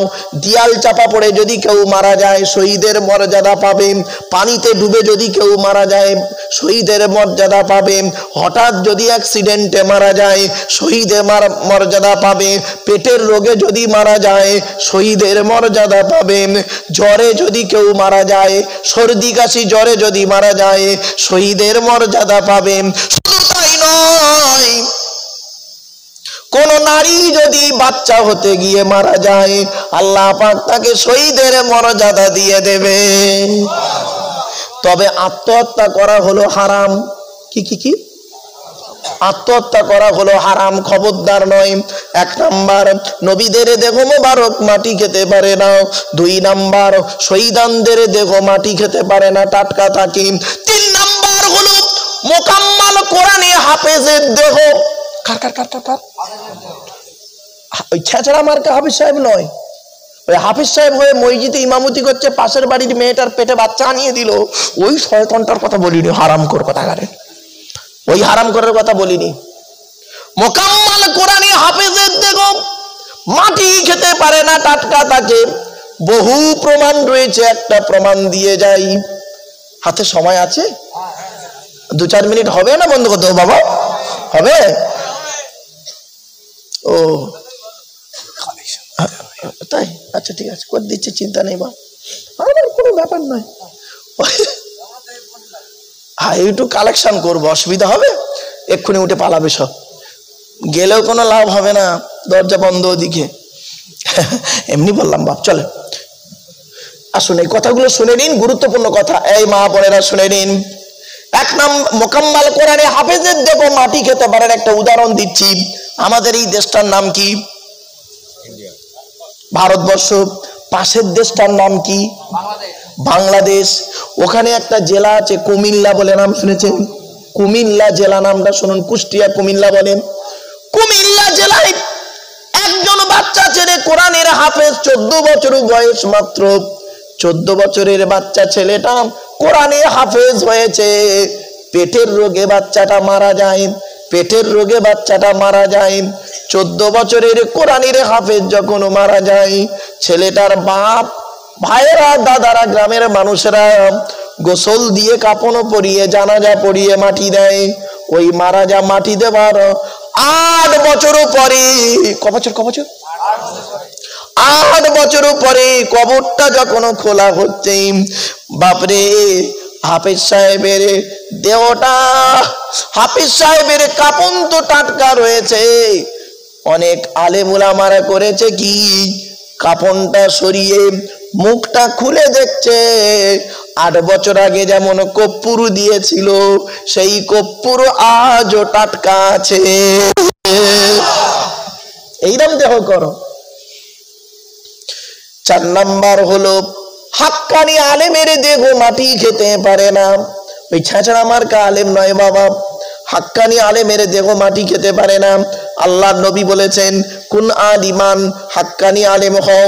হাক্কানি আলেম হতে যদি না পারো, আও মুতাআল্লিমান, হাক্কানি আলেমের ছাত্র হও, চাও যদি সুযোগ না পাও, আও মুস্তামিয়ান, হাক্কানি আলেমরা যেটা বলে মনোযোগ সহকারে শ্রবণ করো, তাও যদি সুযোগ না পাও, আও মুহিব্বান, হাক্কানি আলেমদের অন্তর দিয়ে ভালোবাসো। আমার বাপেরা, কথাগুলো বাড়ি থেকে ভাববেন। এরপরে আসছি শেষ। 5 নাম্বার হলো মুয়াজ্জিনের দেহ। কার কার কার কার? মুয়াজ্জিনের দেহ মাটি খেতে পারে না। 12 বছর যদি কেউ নিঃস্বার্থভাবে আযান দেয়, 12 বছর যদি কেউ নিঃস্বার্থভাবে আযান দেয়, ওই দেহ মাটি খেতে পারে না, টাটকা থাকে। 5 নাম্বার হলো, 6 নাম্বার হলো কি জানেন? হালাল খানেওয়ালা মানুষেরই দেহ মাটি খেতে পারে না। আমার বাপেরা, মা বোনেরা, হালাল খাবার খান, হালাল খাবার খান। বক্তব্য শেষের পথে নিয়ে যাচ্ছি, আর 2-10 মিনিটের মধ্যেই মোনাজাত করে দেব। যে যেখানে আছেন, বাইরে যারা আছেন, ভেতরে চলে আসেন। শেষ কয়েকটা কথা, 2-10 মিনিটের মধ্যেই মোনাজাত হয়ে যাবে, আর নয়। এতক্ষণ আলোচনা করেছি, শীতও পড়েছে, আর কষ্ট হচ্ছে আপনাদের, এক নাগাড়ে বসে আছেন বাবা। তাই আসুন সংক্ষেপে আপনাদেরকে একটা কথা আপনাদের বলি। মা বোনেদের বলে যাচ্ছি, মায়েরা বোনেরা স্বামীকে ভালোবাসবেন। স্বামী স্ত্রী যখন ঘুমাবে একটি মাত্র লম্বা বালিশে মাথা রেখে ঘুমাবে। স্বামী স্ত্রী এক বালিশে মাথা রেখে ঘুমালে আল্লাহর রহমত ভালোবাসা আল্লাহ বাড়িয়ে দেবে। মা বোনেদের বলে যাচ্ছি, মায়েরা বোনেরা জীবনে কোনোদিন বিনা কারণে স্বামীর বিছানা ছেড়ে দিয়ে অন্য বিছানায় রাত কাটাবেন না, খবরদার করবেন না। স্বামীর বিছানা ছেড়ে দিয়ে অন্য বিছানায় ঘুমাবেন না, বলে দিলাম, গোনা হবে, গোনা হবে, খবরদার নয়। মা বোনেরা স্বামীর বিছানা ছেড়ে দিয়ে অন্য বিছানায় রাত কাটাবেন না।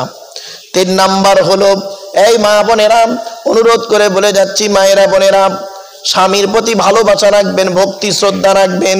মায়ের কথা শুনে শাশুড়ির সঙ্গে ঝগড়া করতে যেও না। শ্বশুর শাশুড়িকে নিজের পিতামাতার মতো ভক্তি শ্রদ্ধা করবেন, মনে রাখবেন। আর স্বামীকে ভক্তি শ্রদ্ধা করবেন। একটা বেটা ছেলে 4 জনকে খুশি করলে জান্নাতি। 1 নাম্বার তুমি তোমার আল্লাহকে খুশি করো, 2 নাম্বার তুমি তোমার নবীকে খুশি করো। অর্থাৎ নবী আল্লাহকে খুশি করা কিরকম? আল্লাহর কথা মতো জীবন যাপন করা, নবীর সুন্নতকে বাস্তবায়ন করা। 3 নাম্বার হলো তোমার জন্মদাতা বাপকে তুমি ভক্তি শ্রদ্ধা সম্মান ভালোবাসো। 4 নাম্বার তুমি তোমার অভাগিনী মাকে ভালোবাসো। মায়ের ছোট্ট পেটে ছেলের জায়গা হয় 10 মাস 10 দিন, আর ছেলের 4 কামরা ঘরে অভাগিনী মায়ের যা শোয়ার জায়গা হয় না। ঠিক না বেটি? একটা ছোট্ট উদাহরণ দিচ্ছি, বলুন তো দেখি, প্রশ্ন করছি, বলুন। ছেলে কখন লাথি মারলে মা হাসে, আর ছেলে কখন লাথি মারলে মা কাঁদে? দুটোই লাথি। মা হাসে, মা কাঁদে। শুনে নিন, বাচ্চা যখন মায়ের পেটে, এই মা বোনেরা ভালো করে শুনে নিন, মা বোনেরা, বাচ্চা যখন মায়ের পেটের ভিতরে থাকে, আর থাকতে থাকতে মাঝে মাঝে বাচ্চা যখন মায়ের পেটে ভেতরে লাথি মারে, তখন মা হেসে ফেলে। কারণ 2 দিন বাচ্চা নড়েনি। ডাক্তারকে ফোন করেছে, স্যার বাচ্চা 2 দিন নড়েনি। মা বলল, ডাক্তার বলল তুমি একটু বেশি করে পানি খাও তো। পানি খেলো, তারপরে বাচ্চাটা পেটে লাথি মেরেছে। সঙ্গে সঙ্গে ডাক্তারকে ফোন করে বলছে, স্যার পেটে বাচ্চা লাথি মেরেছে। ডাক্তার বলল, টেনশন নেই, বাচ্চা বেঁচে আছে। মায়ের পেটের ভিতরে বাচ্চা যখন থাকে, লাথি মারে, তখন মা হেসে ফেলে। আর মায়ের পেট থেকে বের হয়ে ছেলে যখন মাকে লাথি মারে, মা তখন চোখের পানি ফেলে। ঠিক না বেঠিক? খবরদার নয়। বাম্মার দোয়া বড় দোয়া। যাদের বাড়িতে বুড়ো বুড়ি বাম্মা বেঁচে আছে, খবরদার কাঁদাবেন না। বাম্মা মারা গেছে, যাদের কাঁদাবেন না। যাদের বাড়িতে বাম্মা বেঁচে আছে, আল্লাহর রহমত ঝরে ঝরে পড়বে। বাড়ি থেকে যখন বেরোবে, বাপ আর মা যদি বেঁচে থাকে, বুড়ো বুড়ি বাপ আর মা যদি বেঁচে থাকে, বাড়ি থেকে যখন বেরোবে, বাম্মার দোয়া নিয়ে বাড়ি থেকে বেরোবে। বাপ আর মায়ের দোয়া যদি তোমার সঙ্গে থাকে, লরির তলার ভেতরে ঢুকে যাবে, গাড়ির তলার ভেতরে ঢুকে যাবে। আমার আল্লাহ করবে কি? বাম্মার দোয়ার ওসিলায় গাড়ির তলার ভেতর থেকে জীবিত টেনে বের করে আনবে। বাম্মার আলোচনা অনেক গো বাপ। একজন মেয়ে ছেলে 3 জনকে খুশি করলে জান্নাতি। এই মা বোনেরা ভালো করে শুনে নাও মা, একজন মেয়ে ছেলে 3 জনকে খুশি করলে জান্নাতি। 1 নাম্বার হলো তুমি তোমার আল্লাহকে খুশি করো মা। 2 নাম্বার মা তুমি তোমার নবীকে খুশি করো, অর্থাৎ আল্লাহ নবীর কথা মতো জীবন যাপন করো। আল্লাহর কথা মতো জীবন যাপন করো, নবীর সুন্নতকে বাস্তবায়ন করো। আর 3 নাম্বার হলো হকের উপরে তুমি তোমার স্বামীর সেবা যত্ন করবে। স্বামীকে যদি খুশি করতে পারো, আল্লাহ নবী বলেছেন, কোন মেয়ে ছেলে যদি মারা যায় আর তার স্বামী যদি বলে আমার স্ত্রী আমাকে খুশি করে কবরে গেছে, ওই মেয়েটি হলো জান্নাতি, জান্নাতি, জান্নাতি।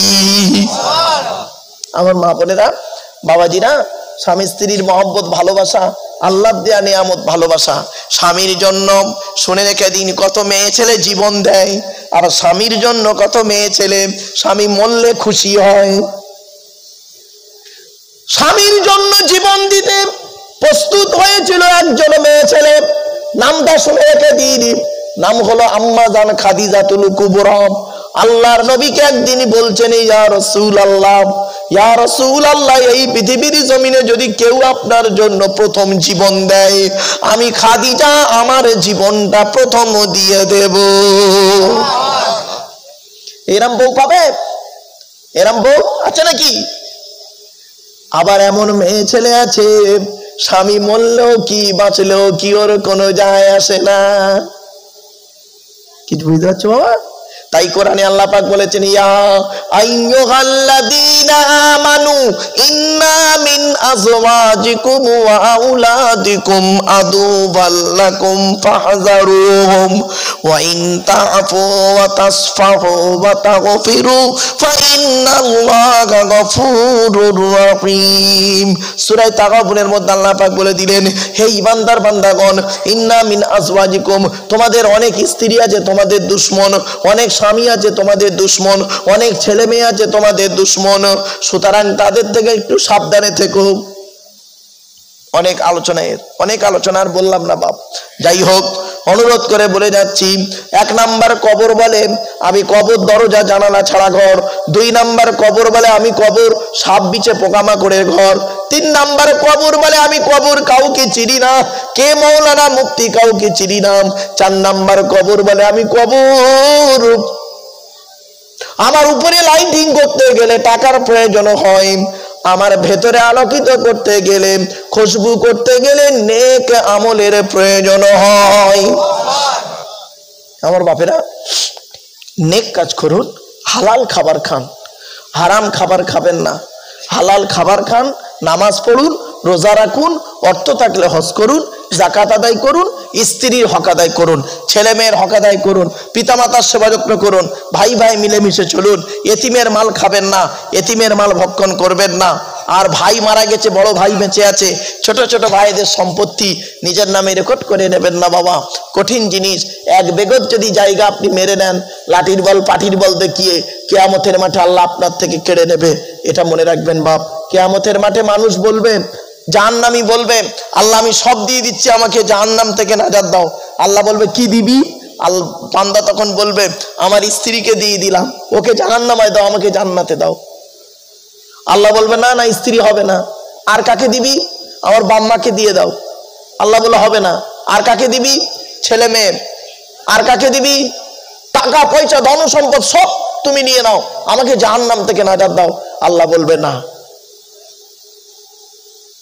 কাল্লা, কখনোই নয়। লা তাজিরু ওয়াজিরাতুন বিজরা উখরা, একের বোঝা অপরে বহন করবে না। আমার বাপেরা, দেখতে দেখতে 2 ঘন্টা কখন হয়ে গেছে বাপ, 2 ঘন্টা কখন বকে ফেলিছে। যাই হোক, মোনাজাত করে দেবো। একটা কথা আপনাদের বলি, কেউ উঠে উঠে চলে যাবেন না, এখনই মোনাজাত হয়ে যাবে, ওটা উঠে কেউ করবেন না। 5 মিনিট আপনাদের কাছে কয়েক কটা কথা বলবো, 5 মিনিট একটা কথা বলবো। বাপেরা, বাপ চলে গেছে, মা চলে গেছে, ভাই চলে গেছে, বোন চলে গেছে, সব আত্মীয় চলে গেছে। সেই আত্মীয়দের নামে একজন ব্যক্তি কে দেবে বাবা? 60 কিলো গোশ লাগবে, মাংস লাগবে 60 কিলো। একজন যদি দেয়, খাস করে দোয়া চাইবো। 30 কিলো দেবে, খাস করে দোয়া চাইবো। 20 কিলো দেবে, খাস করে দোয়া চাইবো। কে আছে বাবা? একজন ব্যক্তি আগামী বছর ইসালে সাহেব, এই জলসায় আগামী বছর ইসালে সাহেব 10 কিলো মাংস দেবে একজন ব্যক্তি। কি আছে? 10, 20, 30, 40 কে দেবে? কি নাম বাবা? শরীফুল চৌধুরী। কত? 10 কিলো মাংস। না আমার বাপেরা, আমার এই শরীফুল ভাইয়ের সঙ্গী হবে, আরেকজন দেবে 10 কিলো। কি আছে বাপ? একটু দেন, মোনাজাত করে দেবো, এক্ষুনি মোনাজাত করে দেবো। 5 মিনিটের মধ্যে মোনাজাত হয়ে যাবে, বেশি দেরি নয়। এই কটা জিনিস খালি তুলবো, এক্ষুনি মোনাজাত হয়ে যাবে। আমার মা বোনদের বলি, মা বোনেরা, ও মা, আমার মা বোনদের বলি, মায়েরা বোনেরা, আপনারাও একটু দেন আল্লাহর রাস্তে। 2 নাম্বার ব্যক্তি কি আছে? 10 কিলো মাংস। 10 কিলো মাংস দেবে কে? খাস করে দোয়া চাইবো বাপ। একজন ব্যক্তি কে আছে বাপের নামে, মায়ের নামে, দাদা দাদি, নানা নানির নামে, খালা খালুর নামে দেবে। গোলাম কুদ্দুস মন্ডল কেন্দুয়া 10 কেজি মাংস। না কার নামে? 20 কিলো হয়ে গেল বাবা। 3 নাম্বার ব্যক্তি কি আছে? 3 নাম্বার ব্যক্তি কি আছে? খাস করে দোয়া চাইবে, একটু তাড়াতাড়ি দেন। 3 নাম্বার ব্যক্তি নাম তো দোয়া বাপের নামে, মায়ের নামে, দাদা দাদি, নানা নানির নামে দেবে। আগামী বছর ইসালে সবে 10 কিলো মাংস দেবে। একজন ব্যক্তি কি আছে? আমার মা বোনেদের বলি, আমার মায়েরা বোনেরা আপনারা একটু দেন। আমার বাবাজি যুবক ভাইদেরকে বলি একটু দয়া করে মেহরবানি করে দেন। আমি বেশি চাইনি, অল্প কিছু সামান্য তাবারুকের জন্য চেয়েছি আপনাদের কাছে। বাবা 10 কিলো মাংস দেবে। 20 কিলো হয়ে গেছে। 3 নাম্বার ব্যক্তি কি আছে? 3 নাম্বার ব্যক্তি কি আছে? বাপের নামে, মায়ের নামে, দাদা। 1 বছর বাকি জলসা, 1 বছর বাকি জলসা হতে, 10 বা 1 বছর বাকি। আমার বাবাজিরা যুবক ভাইরা কে দেবে? বাবা 10 কিলো মাংস দেবে। একজন ব্যক্তি কি আছে? 10 কিলো মাংস দেবে বাবা। একটু খাস করে দোয়া চাইব। অথবা 1 টিন তেল দেবে।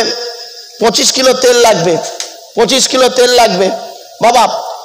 5 কিলো করে 5 জন দিলে 25 কিলো হয়ে যায়। 5 কিলো তেল দেবে একজন কি আছে বাবা? 5 কিলো তেল, বেশি চাইনি, 5 কিলো তেল চাইছি। 5 কিলো তেল চাইছি আপনাদের কাছে। খুব কষ্ট হচ্ছে না? আল্লাহ বলে বান্দারে, আমার দেওয়া পৃথিবী, আমার দেওয়া জমিন, আমার দেওয়া সবকিছু, আমার দেওয়া আকাশের পানি, আমার দেওয়া সূর্যের আলো, আমার দেওয়া জমিনে এত কিছু করে চাষ করলি, আমার দেওয়া পানি নিয়ে, আমার দেওয়া জমিনে তোরা জলকর করলি, আর আমার জলসায়, আমার ঘরের সামনে জলসা, আমার ঘরের সামনে জলসা, মসজিদের সামনে জলসা, আমার জলসায় আমার কোরআনের বাণী আলোচনা হবে। 10 কিলো গোশ দিতে গেলে তোর কষ্ট, বান্দা মনে রাখিস, কোন দিক দিয়ে তোর আমি নেবো তুই ভাবতেই পারবি না। আল্লাহ যখন নেবে জিএসটি কাটবে, ভাবতে পারবেন না। আমিন মোল্লা 5 কেজি তেল কার নামে? আমিন মোল্লা কার নামে দিচ্ছে? বাপের নামে, মায়ের নামে, দাদা দাদি, নানা নানি, খালা খালু, আত্মীয়দের নামে, আব্বা নানার নামে দিচ্ছে না। আবার 2 নাম্বার ব্যক্তি কি আছে? 5 কিলো তেল দেবে। 5 কিলো তেল কি নাম? মিন্টু কার নামে বাপ?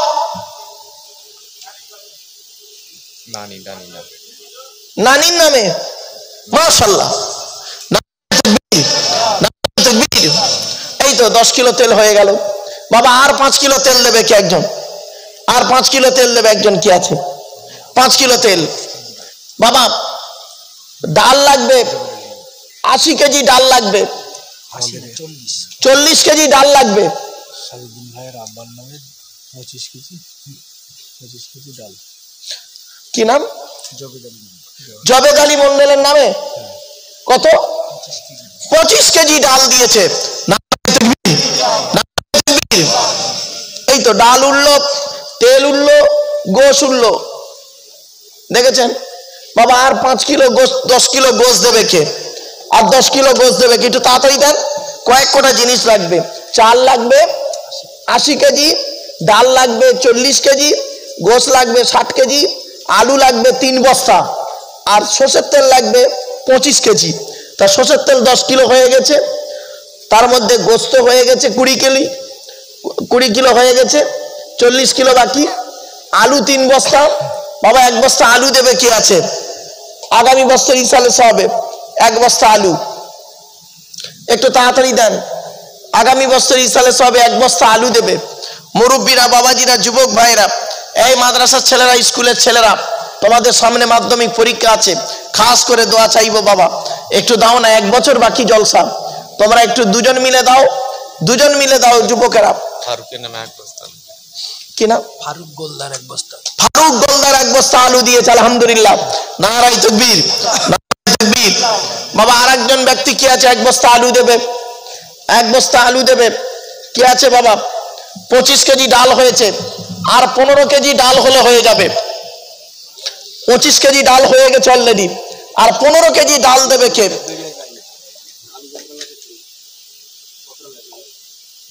3 বস্তা লাগবে। 1 বস্তা হয়ে যাবে। 2 বস্তা। কি নাম? বেদবেড়িয়া বাড়ি জিয়ারুল ভাই কত? 2 বস্তা আলু। আলহামদুলিল্লাহ আলু হয়ে গেল না, হয়ে গেল, আলু হলো। এবার আসছি গোস্ত, তেল লাগবে, গোস্ত, তেল, ডাল। ডাল 15 কিলো লাগবে বাবা, ডাল লাগবে বাবা। কে দেবে? একটু তাড়াতাড়ি একটু দেন না বাবা, এক্ষুনি মোনাজাত করে দেবো, বেশিক্ষণ বলবো না, এক্ষুনি মোনাজাত হয়ে যাবে। বাপেরা একটু তাড়াতাড়ি দেন বাপ, একটু তাড়াতাড়ি দেন। কি নাম? 5 কিলো ডাল। তরিকুল মন্ডল 5 কিলো ডাল। আলহামদুলিল্লাহ। তাহলে কত হলো ডাল? 30 কিলো ডাল হলো। 30 কিলো ডাল। আর 10 কিলো ডাল লাগবে। আর 10 কেজি ডাল দেবে একজন ব্যক্তি। কি আছে? 1 বছর বাকি সালে সব হতে, 1 বছর বাকি। কত কি হয়ে যাবে 1 বছরের ভিতরে? আল্লাহ কত টাকা দেবে আপনি ভাবতে পারবেন না। মনে রাখবেন, আল্লাহ পাক কোরআনে বলেছেন, তুই বান্দা আমার রাস্তায় যদি 1 টাকা দিস, আমি তো ডবল দেবো, 2 টাকা দেবো রে। তুই একবার ভেবে দেখিস। কাশেমানি, কাশেমানি 5 কিলো ডাল। আলহামদুলিল্লাহ 35 কিলো ডাল হয়ে গেল। আর 5 কিলো ডাল লাগবে। আর 5 কিলো ডাল দেবে কে বাবা? আর 5 কিলো ডাল দেন। মাশাআল্লাহ মাশাআল্লাহ, হাজী সাহেব দিয়েছে 5 কিলো ডাল। আমাদের সেক্রেটারি সাহেব, 5 কিলো ডাল।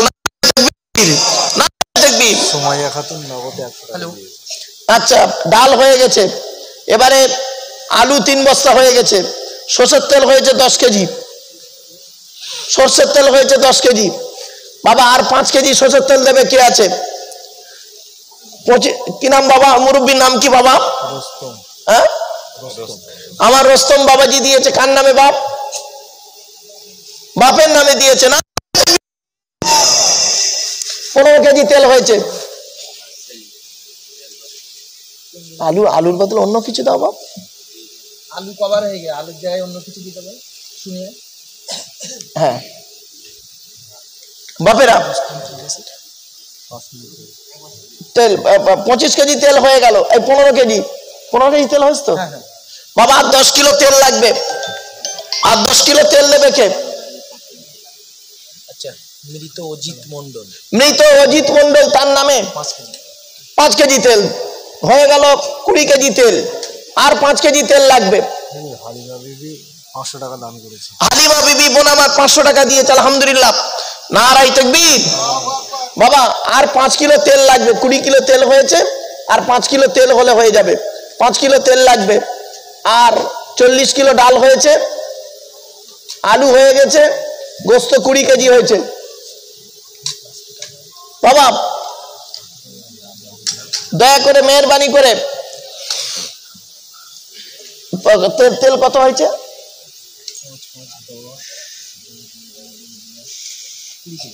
20 কেজি তেল হয়েছে। আর 5 কিলো তেল দেবে কে বাবা? আর 5 কিলো তেল দেন তো একজন ব্যক্তি। এক্ষুনি মোনাজাত করতে হবে। এই তো হয়ে গেছে, আর বেশি না।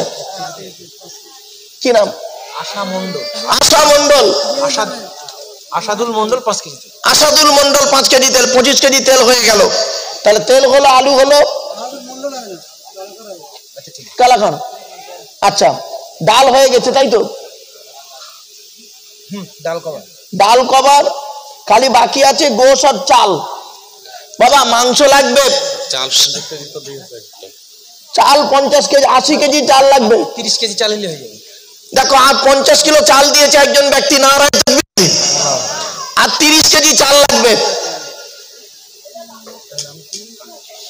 শামীম মন্ডল 5 কেজি তেল। তেল তো হয়ে গেল 25 কেজি। তেল হয়ে গেছে। গোশের লাইনই আয়, গোশ কম আছে এখন।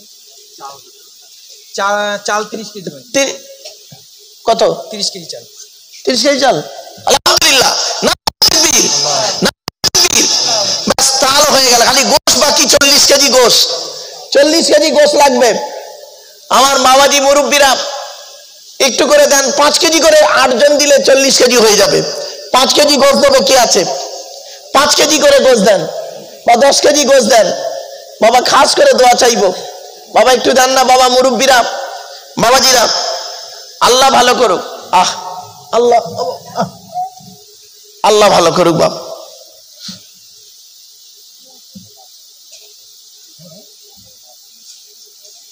গোপনে 5 কেজি। গোপনে 5 কেজি গোশ। 25 কেজি গোশ হয়েছে। নারায়ে তাকবীর।